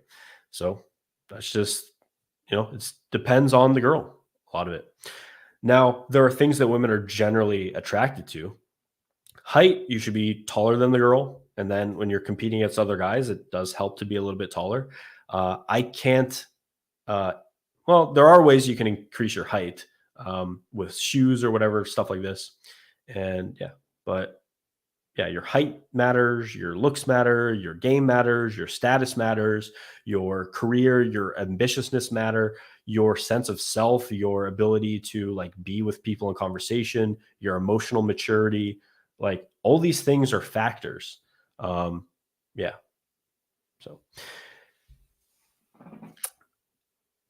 okay. So that's through observing like hundreds of thousands of interactions over the course of 10 years in game, observing thousands of infields of students, other people, and also through, I guess, my own life and experiences.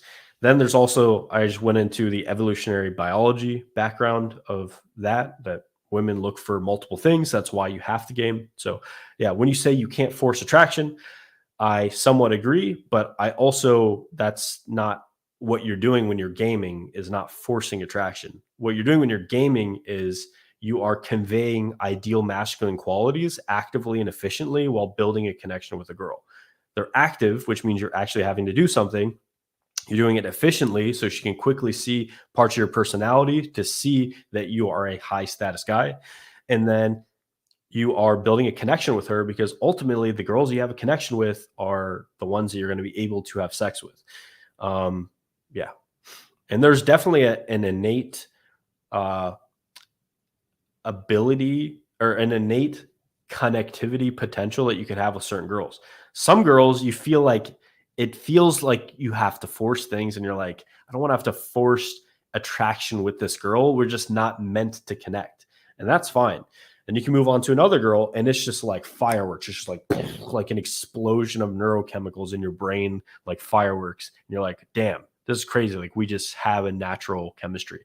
Some girls, and that comes down to one of these things was, so this is part of like why looks doesn't completely actually go into the selecting a mate who is healthy, because health is determined also by your diet, by your exercise, by eliminating the toxic soup of, chemicals in our environment. And one of the things that girls look for is a complementary immune system. When you're with some girl and you're like, her smell is super attractive to you, that's literally because her immune system is complementary, which means if you have kids, your kids are going to be more likely to survive. It's kind of a weird thing to think about, but just like, if the feeling you're with when you're with a girl is generally good, and when she's with you is generally good, that shows that you're compatible in one of those ways that I've described. Yeah, I can break this down like 10 different ways, but I think that's enough for now. And you should definitely improve your aesthetics. And I have a whole module in my course about this with multiple videos. So go to the aesthetics and health section. So yeah, these are the things that impact your aesthetics. So lifting, your diet, nutrition, sleep, stress. Stress is a huge one. Like, the energy that you're giving off, if you don't have time for solitude, meditation, exercise, things that de-stress you, being in nature, and you're giving off a stressed, like, frenetic vibe, it doesn't matter what you look like. It doesn't matter how good your game or your status is. You're going to be pushing negative vibes onto the other person. It's not enjoyable to be around someone who's stressed, because especially at night game, people going out want to have fun, and there's options around. If you are not having fun, you are a loser, right? Fun is the currency of sex. Right? If a girl enjoys the experience of being around you, so that's part of aesthetics is, and your health is stress. It's one of the main 4 health factors. Hygiene, fashion and style, height, hair, posture, body language, your dick size. I cover a bunch of other things that are, I didn't know where to put them, so I put them in here. Just alcohol, water influences your health, alcohol, what these, environmental factors, accident reduction, your eyesight. So you can actually improve your eyesight so you don't need glasses through exercises, sunlight, air, beard, acne. Yeah. And one of the other parts of the finding a mate who's healthy and attractive is someone with high testosterone. I used to have, I think I had like 300 or something testosterone. Now I have like 1,000. So I literally tripled my testosterone naturally by improving my health. Yeah. And that's one of those things, like, you can approach a girl after busting 7 nuts and, fucking eating like shit and out of shape. And then you can also approach a girl while being super virile and like potent and high testosterone. You do the exact same actions and they have completely different consequences, because women are paying attention to the sub levels, right? They're paying attention to the way you communicate on a deeper level. Yeah. Also for you, you're not going to approach a ton of girls unless you're like kind of horny, right? It's not enjoyable. Cool. How to behave around. Do you like Chile? Dude, Chile was fucking awesome. I love Chile. I think Chile is my favorite country I've ever traveled to. Yeah. Either Chile or Italy. But dude, beautiful girls. They're awesome, feminine. And then you have like the largest mountains outside of Asia. Condors. Like, dude, Chile was fucking awesome. And it's like had great food, like spectacular food. Okay. Great seafood too. So the Pacific coast. Okay. Yeah, I've read. I actually have one of his books right here. Boom. David Buss. This is the actual like textbook. But if you guys are listening to this, I would highly recommend reading The Evolution of Desire or getting the audiobook for it. It's just a lot more readable and it puts it all into the context of more to like a dating context. Yeah. Cool. How to build charisma and riz during the vibe phase. Yeah. So the riz or confidence, or like when you say like that guy has fucking game, this like it's a kind of an X factor that comes off of you. And it's largely due to the confidence based in competence. So I actually look at it like you should have a confidence resume that says why you're confident. I actually don't think you will have the full conveyance of that or the full like demonstration of that until you reach the naturalization phase of game, so phase 5, because at that phase it's so internalized that you don't have any doubt in your mind that you're the shit. So charisma, on the other hand, is something you can work on in pieces. Like I'd say Riz or like the X Factor or like he's got game, this type of thing. That's something that happens like phase 5, but you can definitely build your charisma incrementally. And one book I'd actually recommend, I should put this in there. One book I'd actually recommend is called The Charisma Myth. I'm going to write this down. Yeah, but the charisma myth goes into like how everyone can learn to be charismatic. And largely what it comes down to is value. Like when someone's speaking authentically and off the cuff, you tend to, your ears perk up a little bit, right? When it's relevant to you, when it's like authentic, it's natural, you know, you pay attention more than like someone reading a teleprompter. So yeah, and the things that are valuable for you, you're going to pay attention to. So part of the thing with girls, like when girls see you come up and you're just like giving value, you're giving. So I'll describe this in a different way. So what was my exact definition of this? Yeah.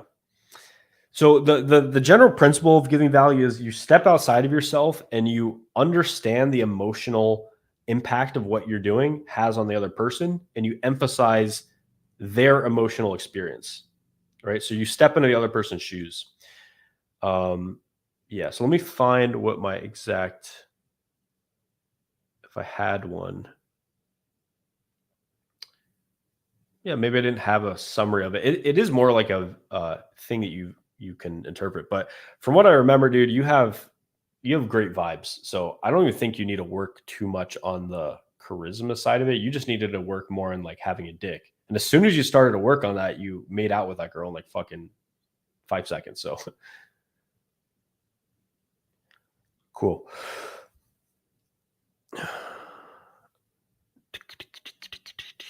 Damn, I'm getting some super chats. Does game transformation go into broader topics like how to behave around people in general, make friends, build relationships, live a better life? Yeah. So I actually have a video specifically how to make friends as an adult. Funny enough, it's actually one of the most watched videos in my course because it is kind of sad. Nowadays, there is a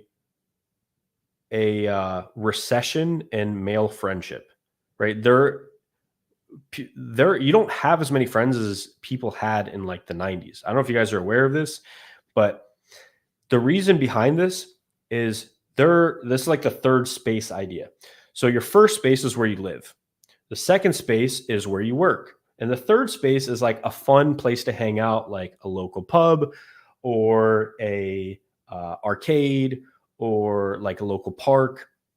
And there were more of these type of third spaces where people could just hang out and casually meet each other and connect and form friendships and go back to the same place over and over and again and see the same people. And we don't have as many third spaces anymore. Oftentimes the third space is your internet connection, right? It's like online. So that's the reason behind a lot of the dating issues as well, is a lack of third spaces where you could casually meet people. Also, when you think about workplaces, people don't work so much in giant buildings with people anymore. And there's also been like issues with sexual harassment and these things that just close down all like communication with women outside of like the work context. So like men are literally afraid in large corporations now. And then you add on to that, a lot of work is virtual, and then it's like a clusterfuck, right? So, yeah, I have a video on how to make friends as an adult. But a really important thing is clarify your social goals. Like, just understand what type of people do you want to connect with, write it down, and think of like where you could go to meet these people and how you could structure your life so you're going to naturally meet these people and they're naturally going to want to hang out with you. And yeah, put yourself out there and meet people. Don't wait for them. Same thing as game. Like, don't wait for them to be the ones to make the move. Like, you should invite them to things, and that's why it is important to have like certain activities that you have going on and just invite people. Like, not everyone's going to say yes the first time, and not everyone's going to say yes in general. But if you just have things going on and just invite people, people will come, and it's really easy. Like, one of the things I'll do is poker nights. So I may actually have one tomorrow for the Tampa people in the chat. Yeah, basically it's like I'll just put out a table, literally this table right back here. Just take this table and put it in my living room, use my poker set, and I'll play poker. So have people come over for that. But just think of activities. We went to the park today. I just invited one of my friends from St. Petersburg, come out to the park. Come out to the park, bring your dog. We just hang out in the park, play Frisbee, talk about life, bitches, whatever. And yeah. So, yeah. And then living a better life is, I think, the purpose of learning game.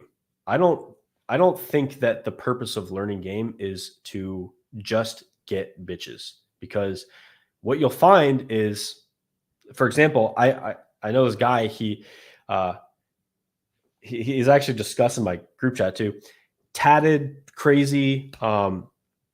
He just seeks out. He fucks tons of models, and he's just depressed. He's on pharmaceutical drugs. He's not happy, right?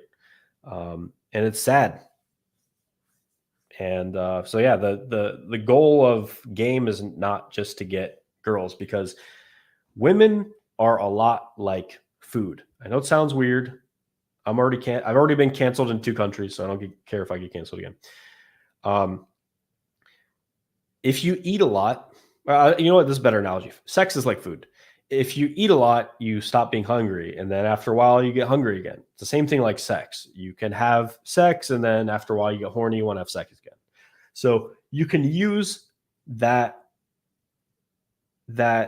innate need to eat to be a glutton, like King George IV, who literally ate himself to the point where he was fucking so fat he couldn't move, and then he's like, "Oh my god, it's here. I'm dying," and he was like surprised that he had ate himself into a grave. Same thing with sex. You could literally become a sex addict and fuck countless girls, and then what happens to most sex addicts that I've seen, that guys go way down the rabbit hole, is they end up in prison. They end up with no friends. They end up living shitty lives where they don't feel a need to give back to anyone. They literally are just like fucking girls constantly in like this dark hole, and they wonder why it doesn't solve their problems. So it's important to know, always use the desires in your life to fuel personal growth and to fuel having the good life.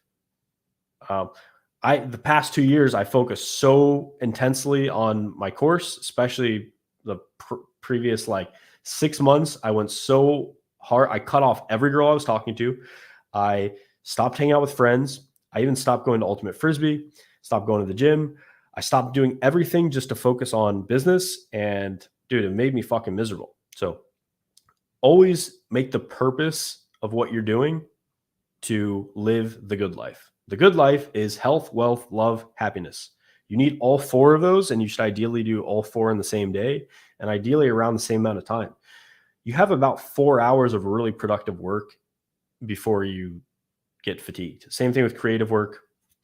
Same thing with exercise. Do 4 hours of exercise. You should be, doing long walks. You should be lifting weights. You should be sprinting, right? Same thing with, your, what's the other one? Health, wealth, love. Yeah. You should be spending 4 hours with, friends, family, your dog, girls that you're dating, and then 4 hours on happiness. Focus on self-development, focus on reading, meditation, cold plunge, hobbies that make you happy. For me, it'd be Ultimate Frisbee and guitar. And yeah. So yeah, good question, man. Shout out to Nerf for the $5 super chat. Shout out to Jose for the clip 1100. Is that Chilean? Let me see. CLP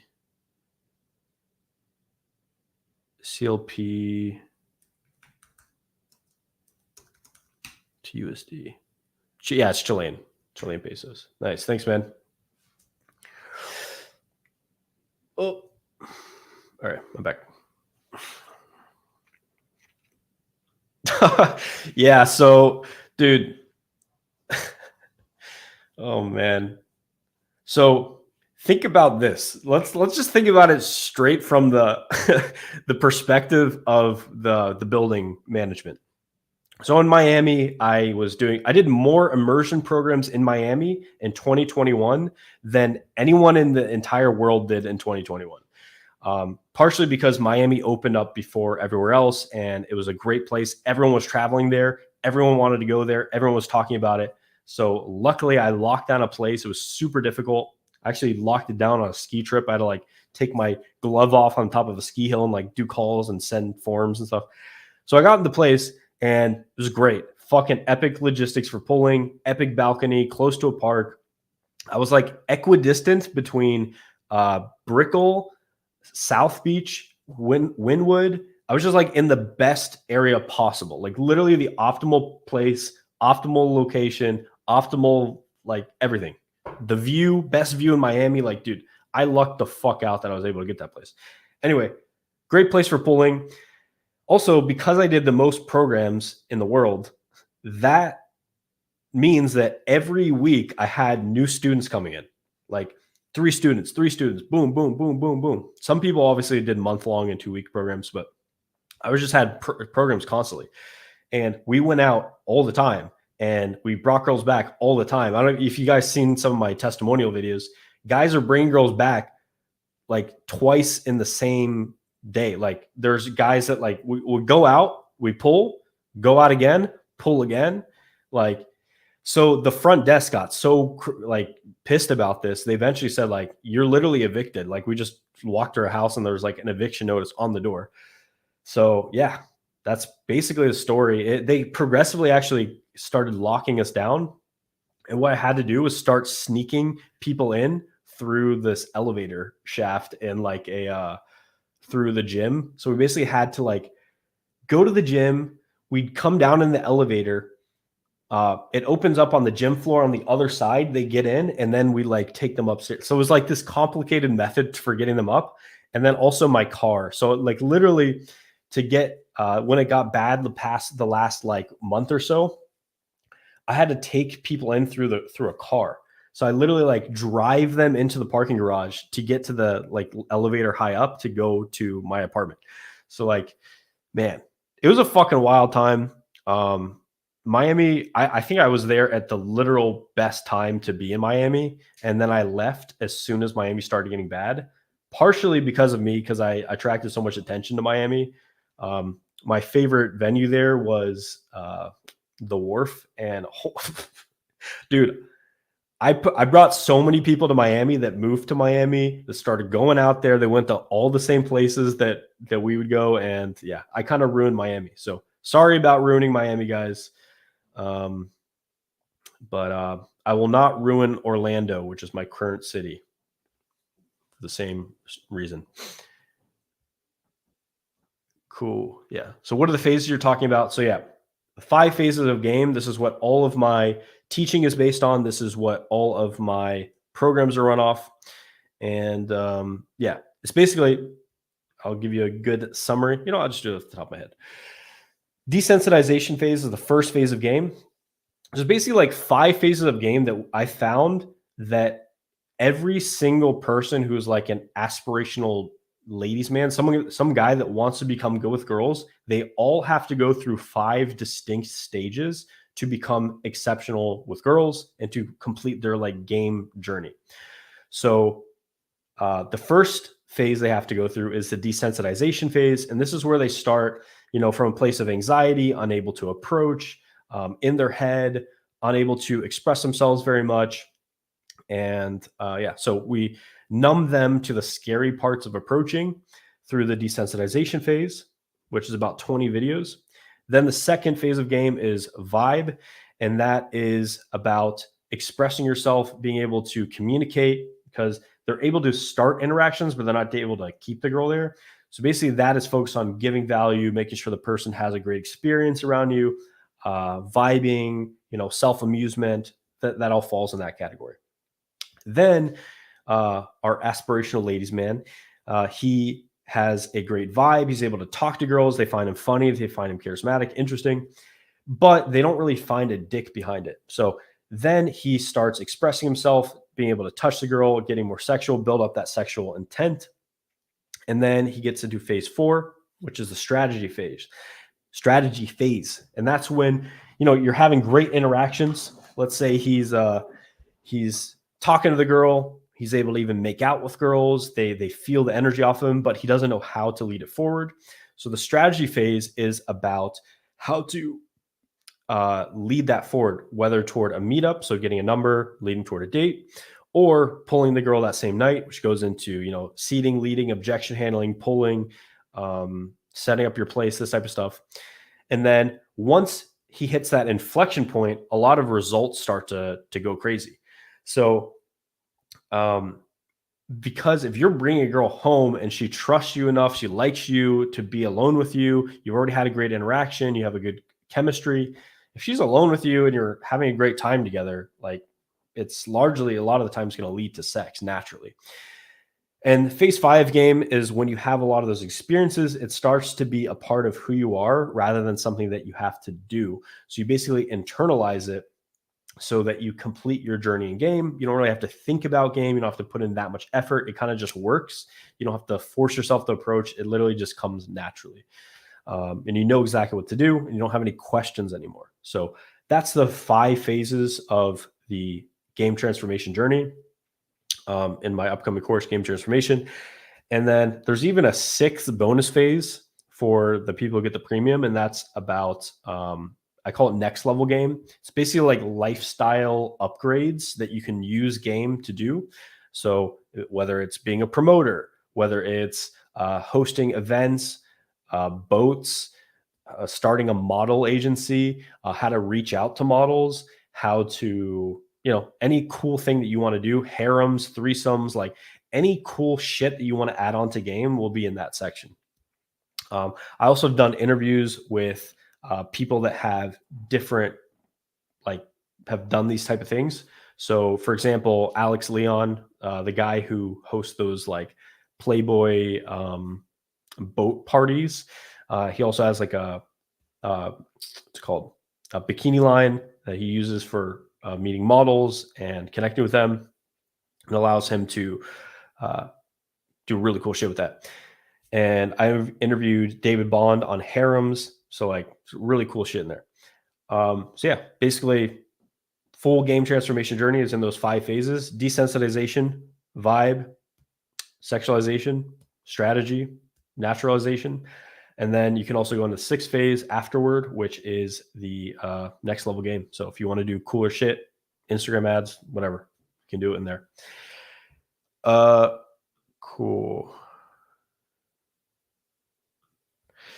Yeah, so I have thoughts on this. I don't want to go too in depth on it. You guys know I could literally talk about random topics like this for 7 hours. So,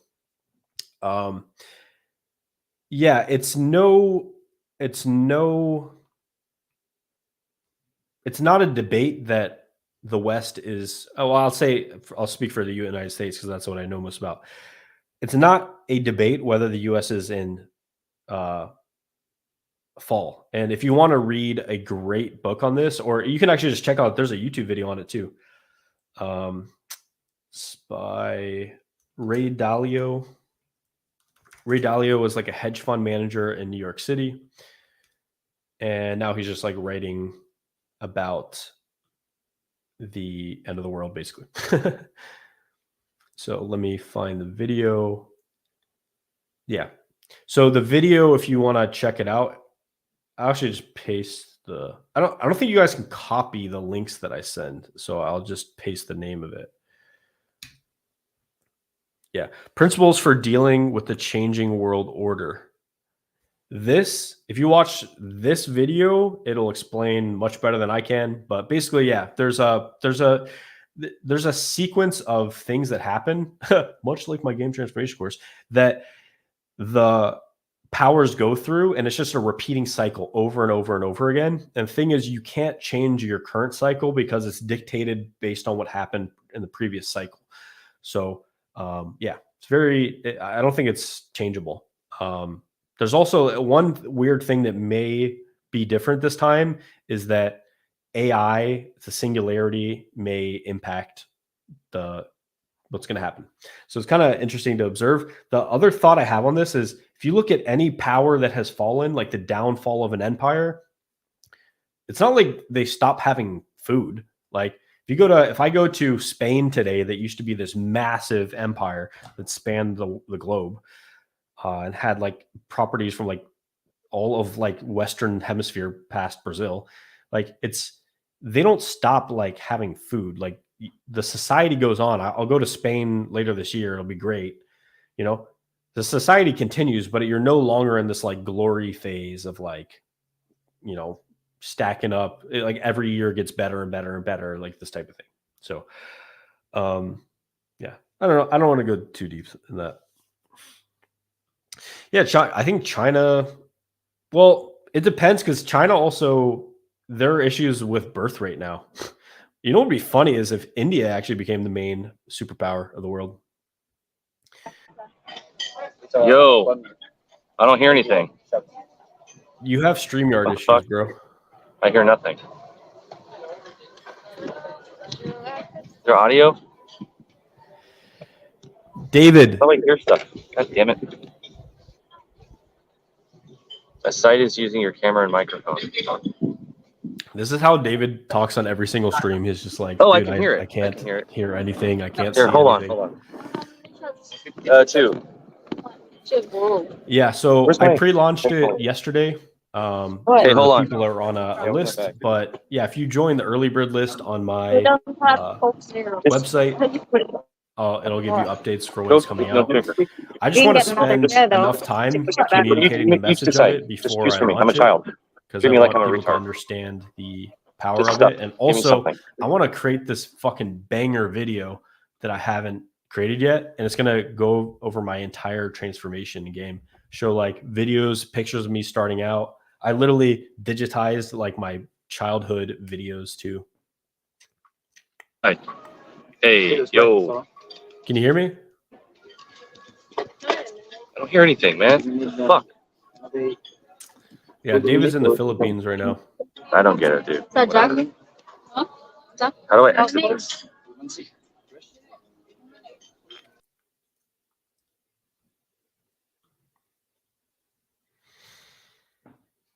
Cool. How my views of women game changed the last 3 years? It's a good question. I guess you know what's weird? I think I've got, when I hit like a certain amount of lays, which I'm not going to say the number because I know it's a very, very big debate point, but once I slept with enough girls, keep in mind, I've been always using game for my personal transformation and like personal development. So, I feel like I healed the trauma and the issues that I was facing in life. So I didn't feel as desirous of like sleeping with infinitely more girls all the time, always. Like my interests started to naturally shift, and I started to think of like more of the long-term vision of what I wanted with the women that I was dating. So that's one of the reasons I moved back to the US, is because I want to have children that are white. So I don't want to have like kids with Latina or an Asian girl or something like this. I think they're awesome. I think they're great people, and they're dating them is awesome, but that's just not the vision I have for my life. So I wanted to get better at dating white girls, and I wanted to also date girls that, I spoke their own language. We got all the same references, and like, so I started to think more long term of like, what are the values I want my kids to have, and then I need to backwards build that up. I need to like strategize from the point of view of like what my wife needs to be like. So I started thinking like longer term, and like trying to think about like the longer term vision of my life. Yeah, I honestly think once you reach like 30 to 50 lays, you understand game, and there's not really that much more that you'll get out of it going to above 100. You should have sex with enough women where you understand. Can you hear me now? Yeah, I can hear you now.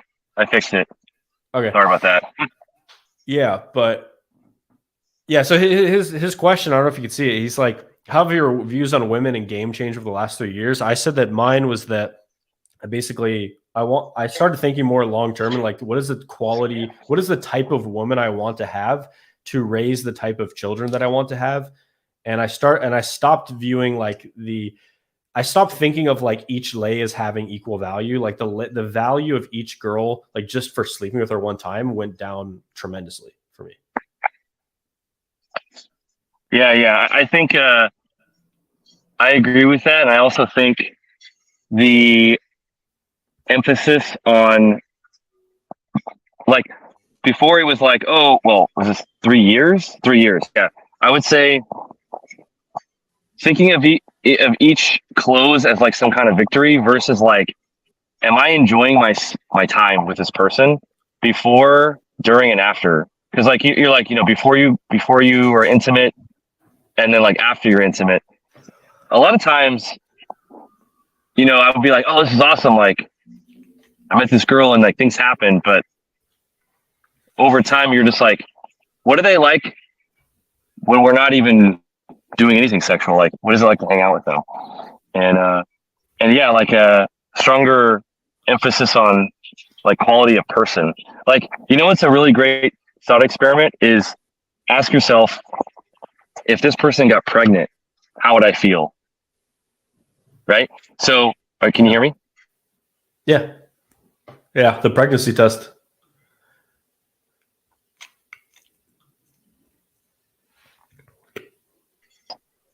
We look at girls like, oh, what, pregnant? And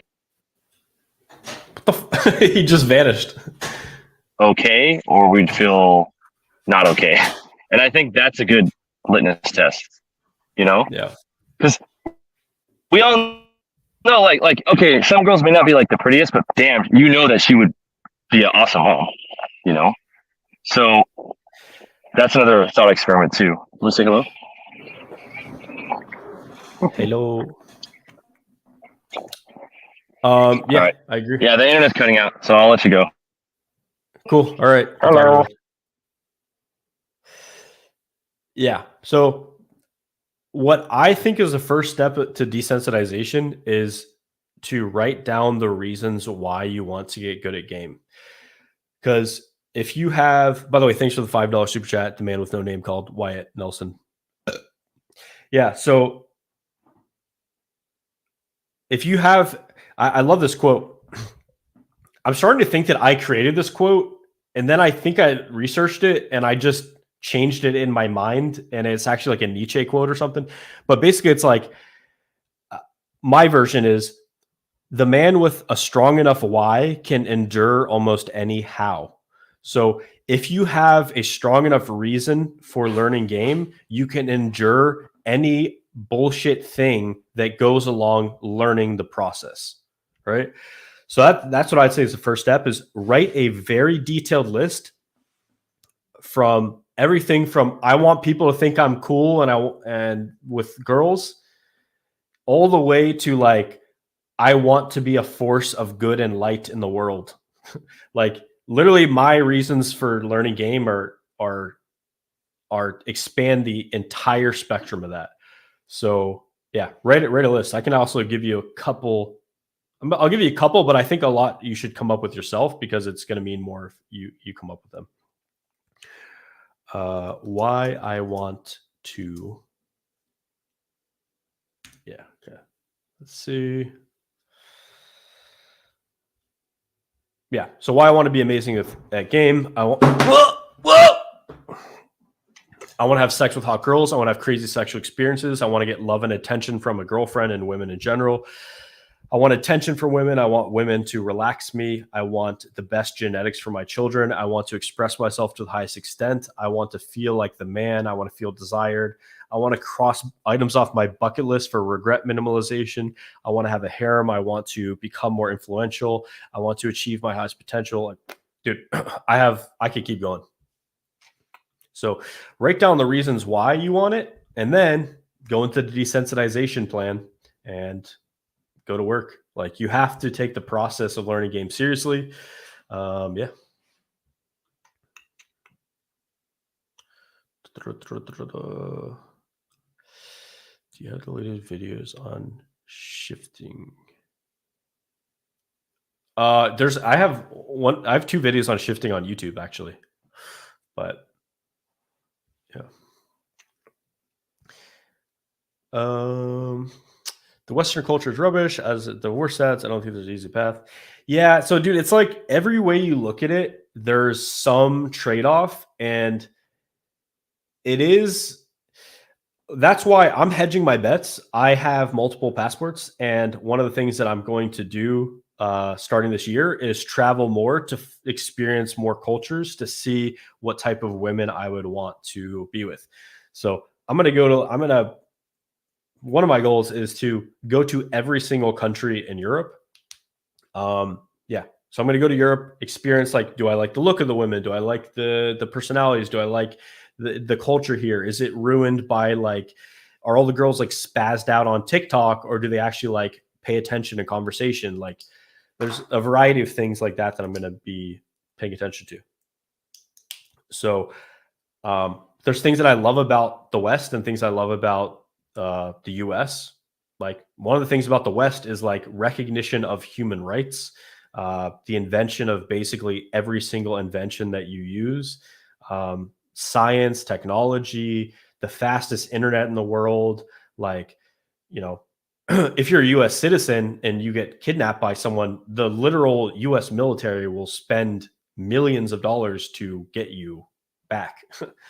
You know, there's a lot of advantages. One of the biggest things for me about the US, and one reason I think I will never renounce my US citizenship, actually maybe one of the main reasons I won't, is the US is the most naturally beautiful country on the planet. In terms of like how many different landscapes you have access to and how extreme and amazing they are. For example, like the Grand Canyon, Yosemite, Alaska, like Hawaii, like there's so many different landscapes you have access to and like so much beauty, natural beauty. And the reason why the US is the most naturally beautiful country in the world is because largely it's because of Guns, Germs, and Steel. I don't know if you read that book, but so many of the basically everyone was a hunter gatherer in North America prior to the Europeans coming. And when the disease ripped through, you didn't have like much ruins north of Mexico. You didn't have much anything really. So it was a beautiful natural ecosystem. And yeah, and then thanks to Teddy Roosevelt and other people for creating the first, I think Teddy Roosevelt created the first national park in the world. Like just carving off a section of land and saying, this is nature, you don't touch this. And then other countries followed suit. So US has like the best and most land that is just public use for like access, basically. Cool. So yeah, there's okay. Again, thanks to the man with no name called Wyatt Nelson. Dude, I made like fucking $40 on this live stream. It's been pretty fun too. I have enough for like like 3 premium Chipotle bowls at this point. So that's pretty good. Do you think the strip club would be helpful before going out to pull desensitization? No, you are going to get wrecked in the strip club. If you don't know what you're doing, strippers will just take advantage of you. They know every way to manipulate men. So that would be a very bad idea. Yeah, just follow the desensitization plan and get results. DM me on Instagram.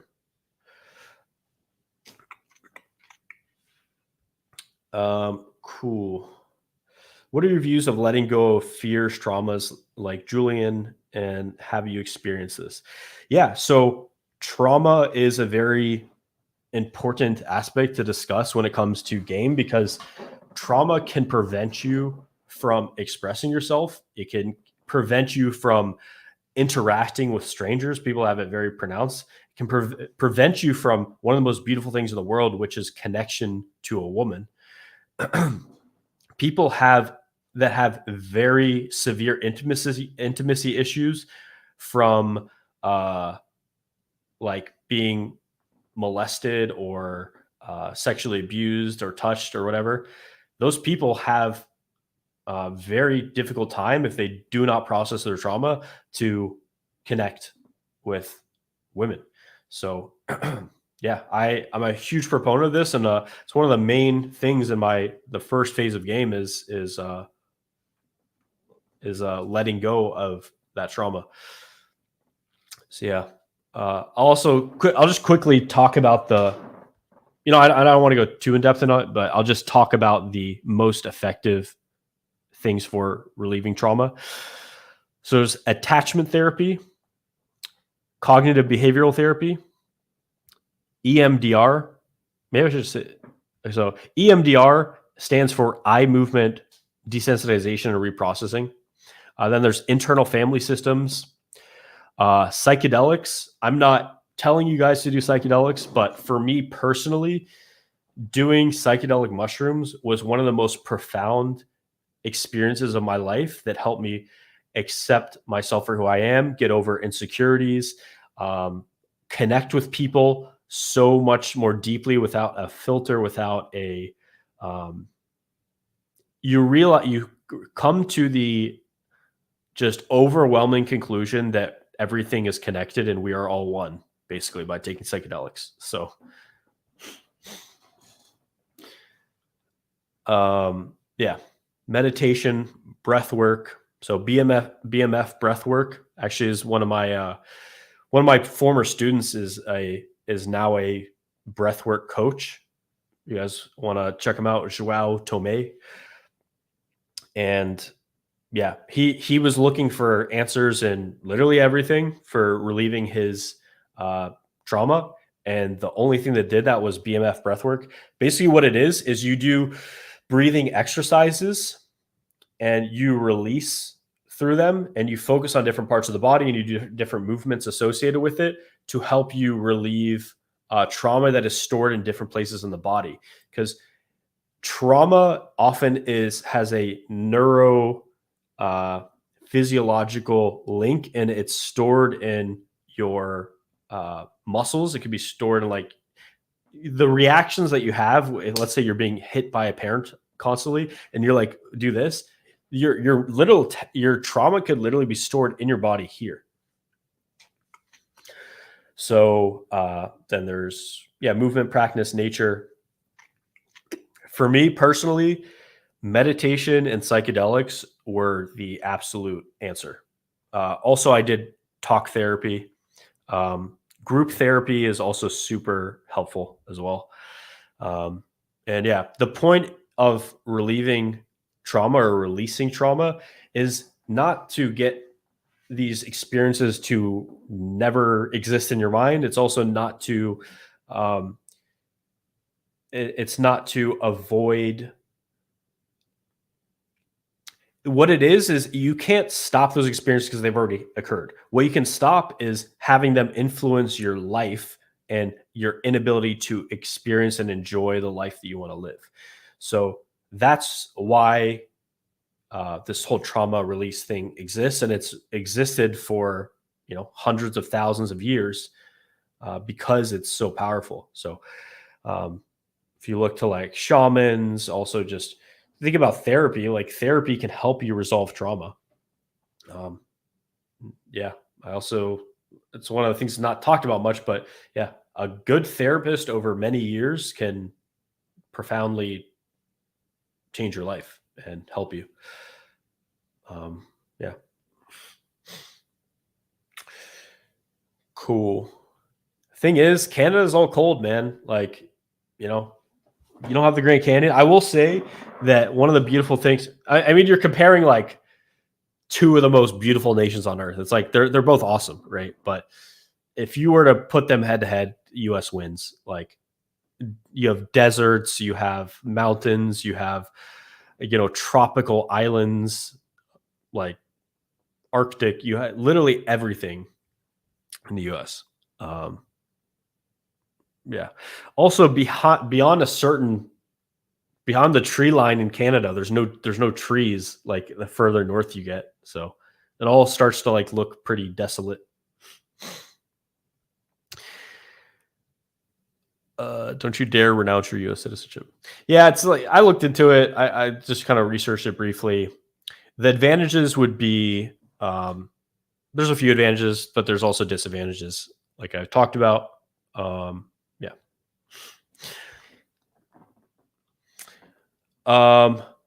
So yeah. Again, guys, keep in mind every little like discussion point or like little fun phrase like this has already been done in thousands of iterations over, like thousands to millions of years. So passport bro essentially means I actually call it penis arbitrage.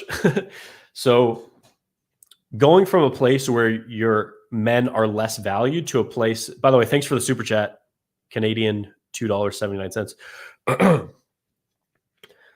The advantages of going to certain cultures are that largely for dating. And I do agree that it's great. And you have to find a place that, is a good fit for you.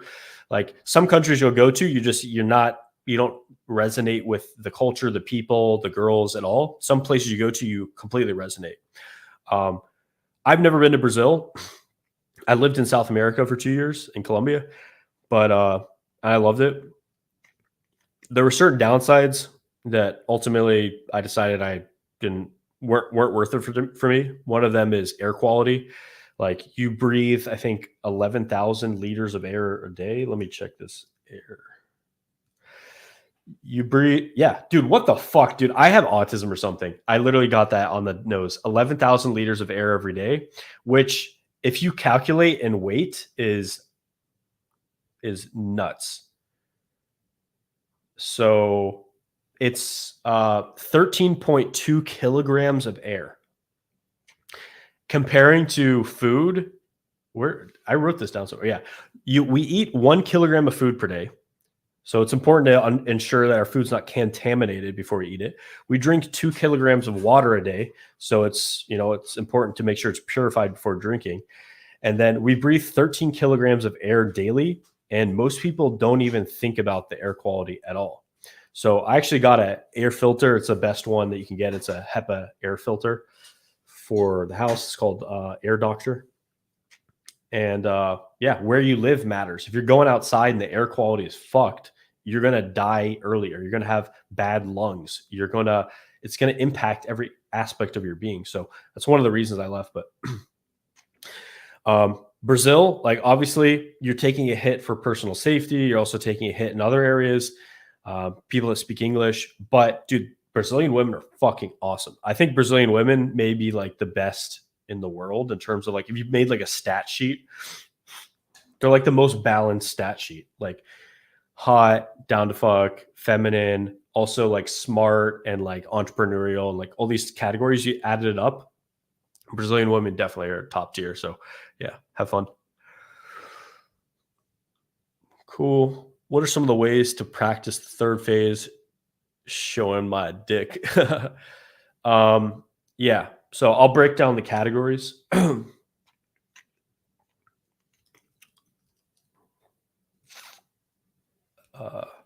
Yeah, so you're basically making a man a woman.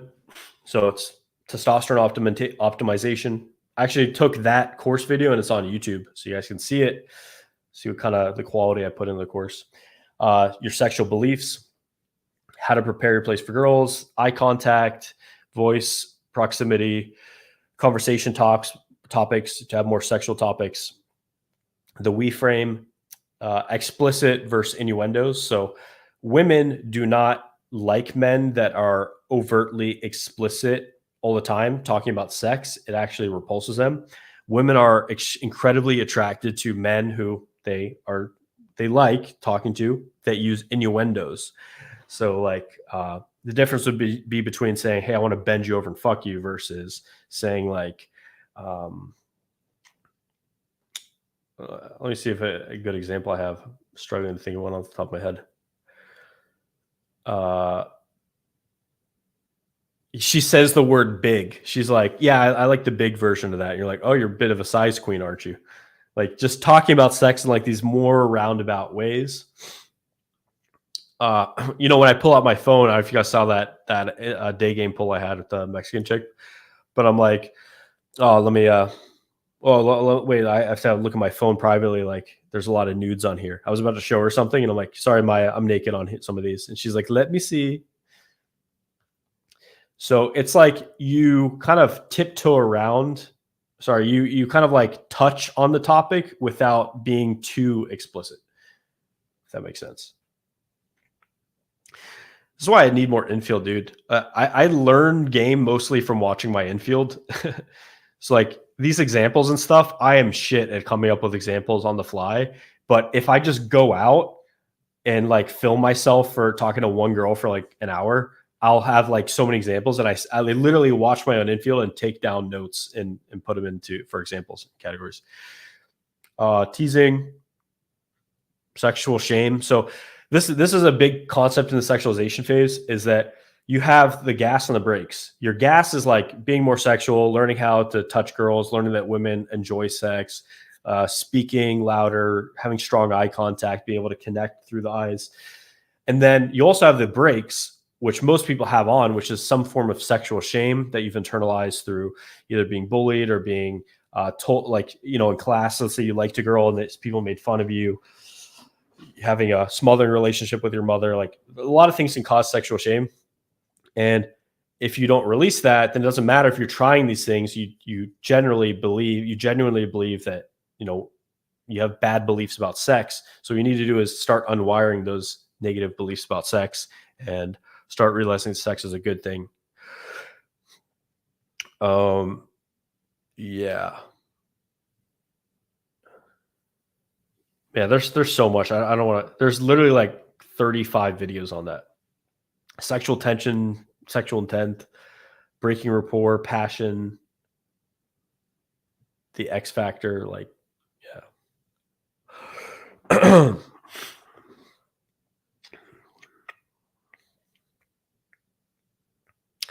Yeah, originally from Canada, but I grew up in Florida.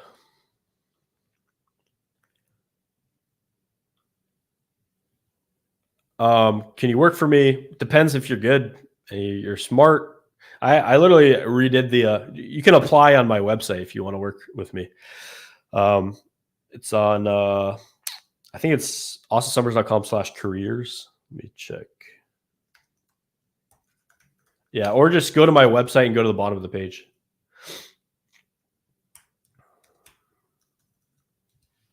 Yeah, /careers. I am looking for a good full-time videographer editor. I have one guy, my old videographer editor, Lubo. I don't know if you guys ever remembered him, but he's going to work with me in Europe. And if everything goes well, he'd probably continue in the US. So, but yeah. If you want to assist long-term too, there's definitely enough work to be done. What are your tips? I think I've hit a vape like 6 times in my life. So I don't vape, no. And yeah, I don't think it's good. It's obviously not good, but what do they say? The dose makes the poison. If you hit a vape once every 7 months, I think you're going to be fine. If you hit a vape every day, it's obviously very bad.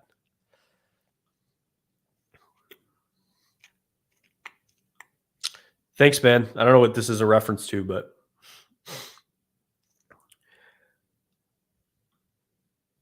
yeah.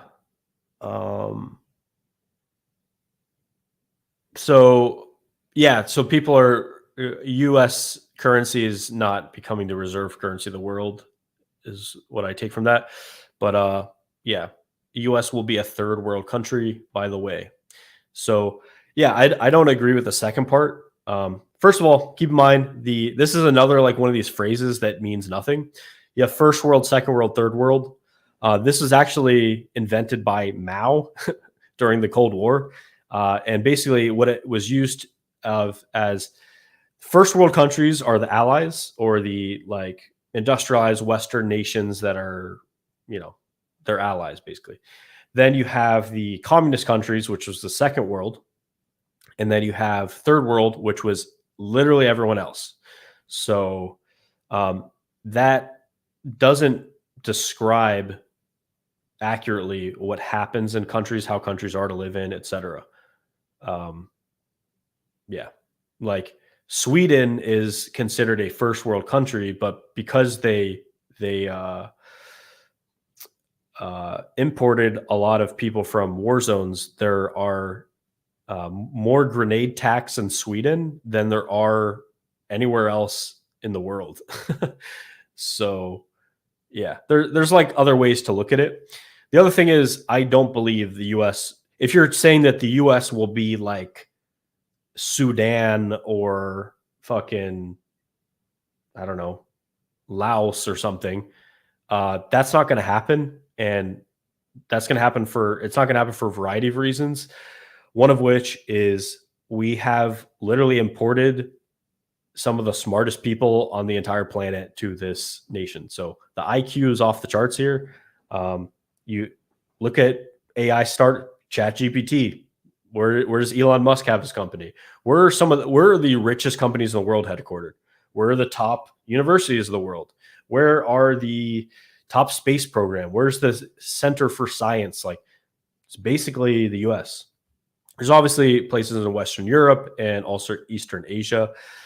But yeah, like when you have that many when you have like millions of insanely smart, talented people in one country, if you make them not the reserve currency of the world, they don't stop being a great country, because these genes and these systems that have made the place successful continue to be in effect. So you don't like just depeg the US currency and then like everyone starts living on the streets or like, and that's another thing is like people think third world countries are so bad. Dude, Colombia is fucking awesome. Like beautiful nature. There's clean spaces. Like people were generally very polite. Like, yeah, it's like this idea that, you know, third world countries, first of all, we've already established that idea is dumb, but it's a good way of like quickly thinking about things, I guess.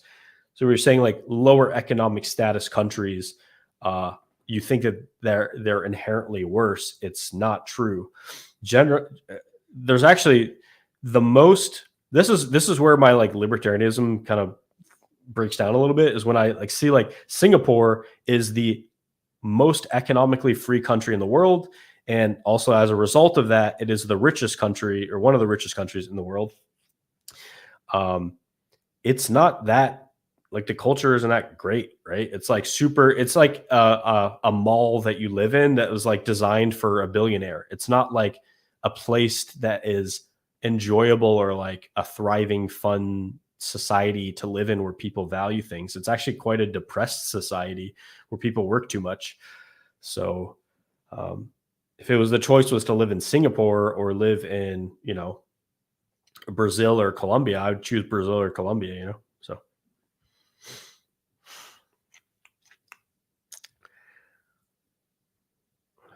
thanks again, Eric. I also don't know what this is in response to, but I like that you like my breakdowns. Yeah, so I'm coming to Europe. Let me see the exact dates. I think it's June 8th.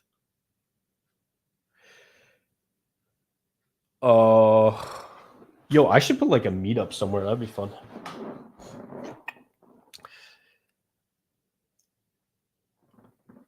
Okay, let me find the date. Okay, June 8th.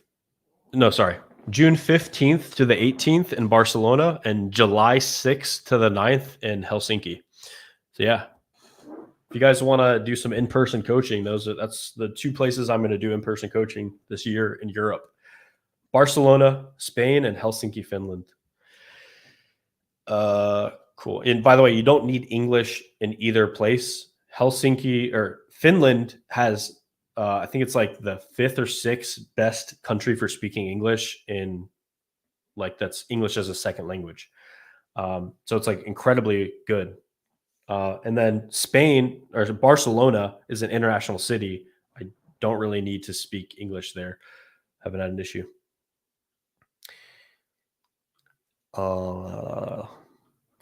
Have you thought about doing a text game course? So my game transformation course covers everything you need to get good with girls. So I know you guys are used to people making a course that's like, man, I have to think about how I phrase this to not piss off my friends. But dude, I hate when people make courses and it's like the anxiety buster course. It's like, okay, so you basically did one module out of like 15 modules that people need to get the results they don't want.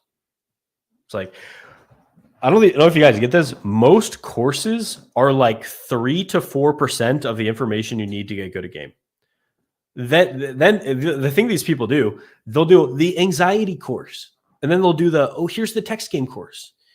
Here's the fucking night game course. Then there's a day game course. Then there's it's like, dude, are you that fucking retarded that you need to make 20 courses? Also, what does it show if you have to make 20 courses and it doesn't address the issues people are having completely? It shows you're a fucking marketer who doesn't care about people.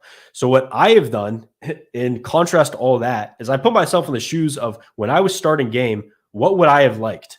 I would have liked a definitive plan to follow that gets me not just through the first phase of game, but all 5 in a strategic, systematic way. And then if I want to go above and beyond, start having threesomes, then I do that. And then, yeah, like this guy puts testosterone booster course, fashion clothing course. It's like, dude, those are 2 videos in my one module of my course. It's like, sure, testosterone is important, fashion is important, but why do you have a course only on that? why are you giving someone 1% of the information they need to succeed? So that pissed me off. And if it makes me less money, then so be it. I don't care. I'm not here to maximize my income. And that's one thing that I've really learned this year is I'm not here to maximize my income. I'm here to live a good life. I'm here to give back. And if I make 50% less than some faggot marketer scammer, then so be it. I'll make 50% less. I'll still make a shit ton of money. I'll have a great life. I'll have a more balanced life, and I'll feel good about myself at the end of the day. So I don't give a fuck. Yeah. What's the best way to calibrate interactions and escalate?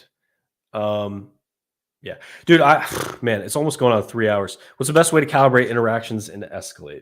So calibration, we'll talk about that. Calibration plays into escalation. So when you're escalating, think of like a ladder. So what I have is the escalation ladder in my course. So basically, like, think about where you're at in the interaction based on the level of physicality that a girl will reciprocate, and she'll be cool with. So if a girl won't even high five me, if a girl won't even look in my eyes, that's like the worst, right? If a girl will shake your hand, that's actually one level of physical compliance. And then if you work your way up, you like say you make out with a girl, you know where you're at in the interaction. By the time that you're able to make out with a girl, you should be able to pull quite quickly afterward. And yeah, so you escalate gradually over time, so you don't make like very big procedural errors. So like, for example, if I were to approach a girl and then shortly afterward try to make out with her, that's a big like leap of faith, and it's probably not going to work out, right? Now, if you're in a great mood and can you just start interactions by making out with girls? For sure. But what's better is to incrementally work your way up to those things so you don't make big errors and you can course correct a lot easier. So for example, when I'm working up to making out with a girl, I will make sure that she's cool with like a little bit of hand holding. I'll make sure that I can like, playfully like push her away. Maybe that I can give her a hug. Maybe that I can whisper in her ear, kiss her on the cheek. And then after I've kissed her on both cheeks, and you can even break that down into two things. I kiss her on a cheek like this, where her cheek's against my cheek, or I can literally like kiss her cheek. And then at the time that you can do that, you can literally, go for the kiss. And there's not much of a jump. So she's not going to be, it's not like too out of the blue, right? So she's more prepared for it. And yeah. And then even breaking that down, I can look at the girl's eyes and I can go in for it. And if I see that she's pulling away, I can like pull away a little bit and just hold the tension. Yeah. And then I'll notice that she's not ready now, but she will be ready in a bit. Right. So that's how to escalate. And then the calibration side of that plays into, if you do fuck up, which, you're dealing with human beings, women have different preferences. Some girls, I don't know if you saw that French girl I pulled in the shifting video, that girl didn't like holding hands. She just doesn't like it. Right. We had crazy wild sex. We fucked on my car. We fucked on a beach on shrooms. We did crazy stuff to each other. And, she just didn't like hand holding. So that's one caveat to keep in mind. So if you, for example, go to hold a girl's hand and she like pulls away, then you should pull away yourself. Give her space. Don't try to do it right afterward. Don't try to do something that's a higher level of that ladder afterward. And yeah, I love that ladder analogy. There's actually a book I read that I first heard that concept in. It's kind of old school. I don't recommend it, but the concept I just gave to you guys, but it was called the Vin DiCarlo's The Escalation Ladder, I believe. So yeah, thinking about it like a ladder is a great analogy because you work your way up basically. As a girl invests more with you, she has, you can get more compliance. So you could basically, the more a girl physically does stuff with you, the more likely she is to do further stuff with you, provided everything's consensual and nice and good and safe. Yeah. And then calibration, another aspect of that, taking a step back, statement of empathy, change the subject, right? So if you go for something that's too intense, you just give her space.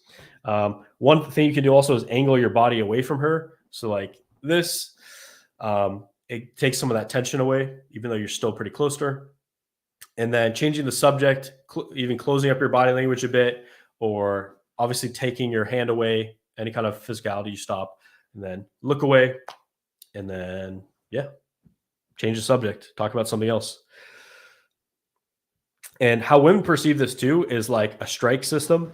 Some girls have like a 3-strike thing. It's like if a guy says one weird thing, they're just like, whatever. It's just one weird hiccup in the interaction. Or if he does something, it's a little bit out of it or whatever. She's like, I'll give him the benefit of the doubt. So yeah, just over time, you will realize that you don't need to do as much calibration because you don't make those big procedural errors in what you're trying to do, right? You gradually work your way up. Dude, I'm getting W's, bro. I'm fucking Sneeko now, dude. Sneeko and Andrew Tate. Dude, I get W's. Classic Austen W. So this course is coming to come out. I give it a month and a half. I did the pre-launch. If you guys are listening now, you want to get in for that, you could DM me on Instagram. But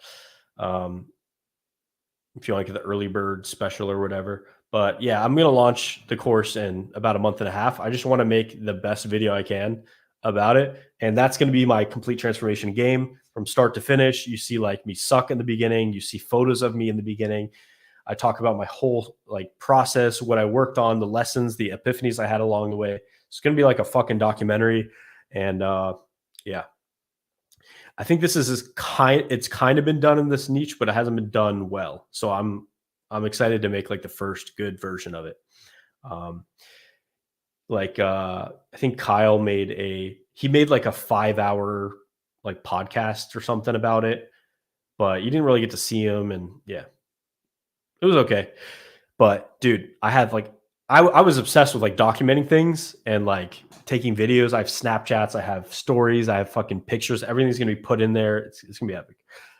I think it may be one of the top 3 videos I'll ever put out. So I'm excited. Thanks, man. Appreciate it.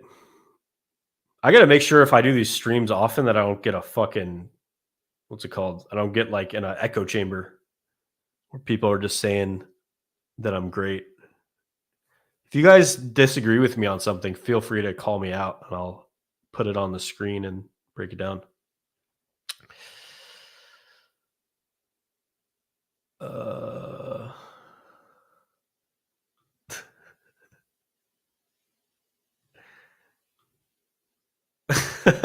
Wait, is this Alex? Is this your dog chose YouTube channel? What the fuck? Oh my god. Awesome, man. Appreciate that. Yeah. It is sad that we, as men, we do not have many role models these days, and we don't have a rite of passage. That's one of the reasons why I'm so passionate about game, is it allows you, it's a rite of passage that you can go through as a man to improve. Throughout history, there's rite of passages, like literally go swim to this island 2 miles off the coast, get a bird egg and swim back with it. There's a rite of passage for a man. Going to war, rite of passage for a man. There's all these different rites of passage throughout history that we've had. And game was my rite of passage. It taught me how to be a man, how to face your fears, how to stop being a bitch, how to progress, how to take things seriously, how to be dedicated, how to have, commitment to something, how to stay through things when they get tough. Like, it taught me all of that. And you don't want to go through life in this breeze where everything's fucking easy. You want a strenuous life, that you exert yourself, that you have like something that you're working towards, something that's difficult, that shapes you and molds you into a better person. Like, you are the sculptor sculpting yourself out of its own marble, right? So yeah, that's why I'm passionate about it. And I will teach this as long as I can. Even if they cancel me, I'll probably come back, because I know what the value this has, not only for men, but for women and society in general. When you have better men, when you have stronger men, when you have mentally strong men, when you have capable men that can think flexibly, you have better men, better relationships and a better society. So like comes down to that, everyone's seen the meme, like weak men create bad times, right? So sad that we have to create our own journeys a lot. We have to put the onus on ourselves because we no longer live in a time or a period where it's necessary to be very competent or strong-willed or smart or strong. So yeah, you have to make yourself strong basically, and seek out the activities that will make you strong.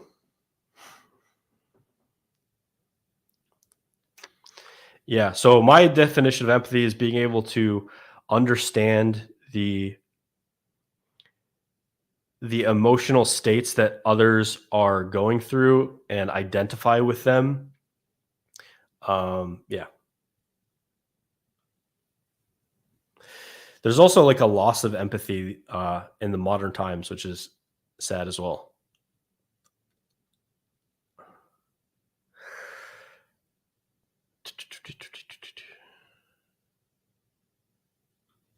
No, I don't think NLP is the best way to fix internal beliefs at all.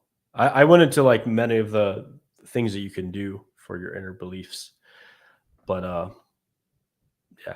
All right, I think I'm almost about to lose my voice, guys. Coming up on 3 hours, fucking wild. Usually people do this with co-host or, it's called a panel. Dude, that could actually be cool. What if I did a stream like this, but instead of me yelling and red pilling prostitutes in Miami, what if I talked about dating from a holistic perspective? Actually, that I don't know if it would do well. It probably wouldn't do that well. The views come from like men just like going on a rant, some red pill rant, and trying to make a strong pointed point.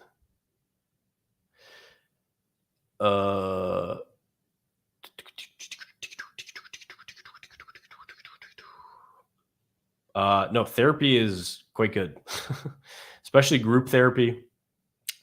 Hearing different people's perspectives, what they're working through, being able to express what you're going through, have community around it. Yeah.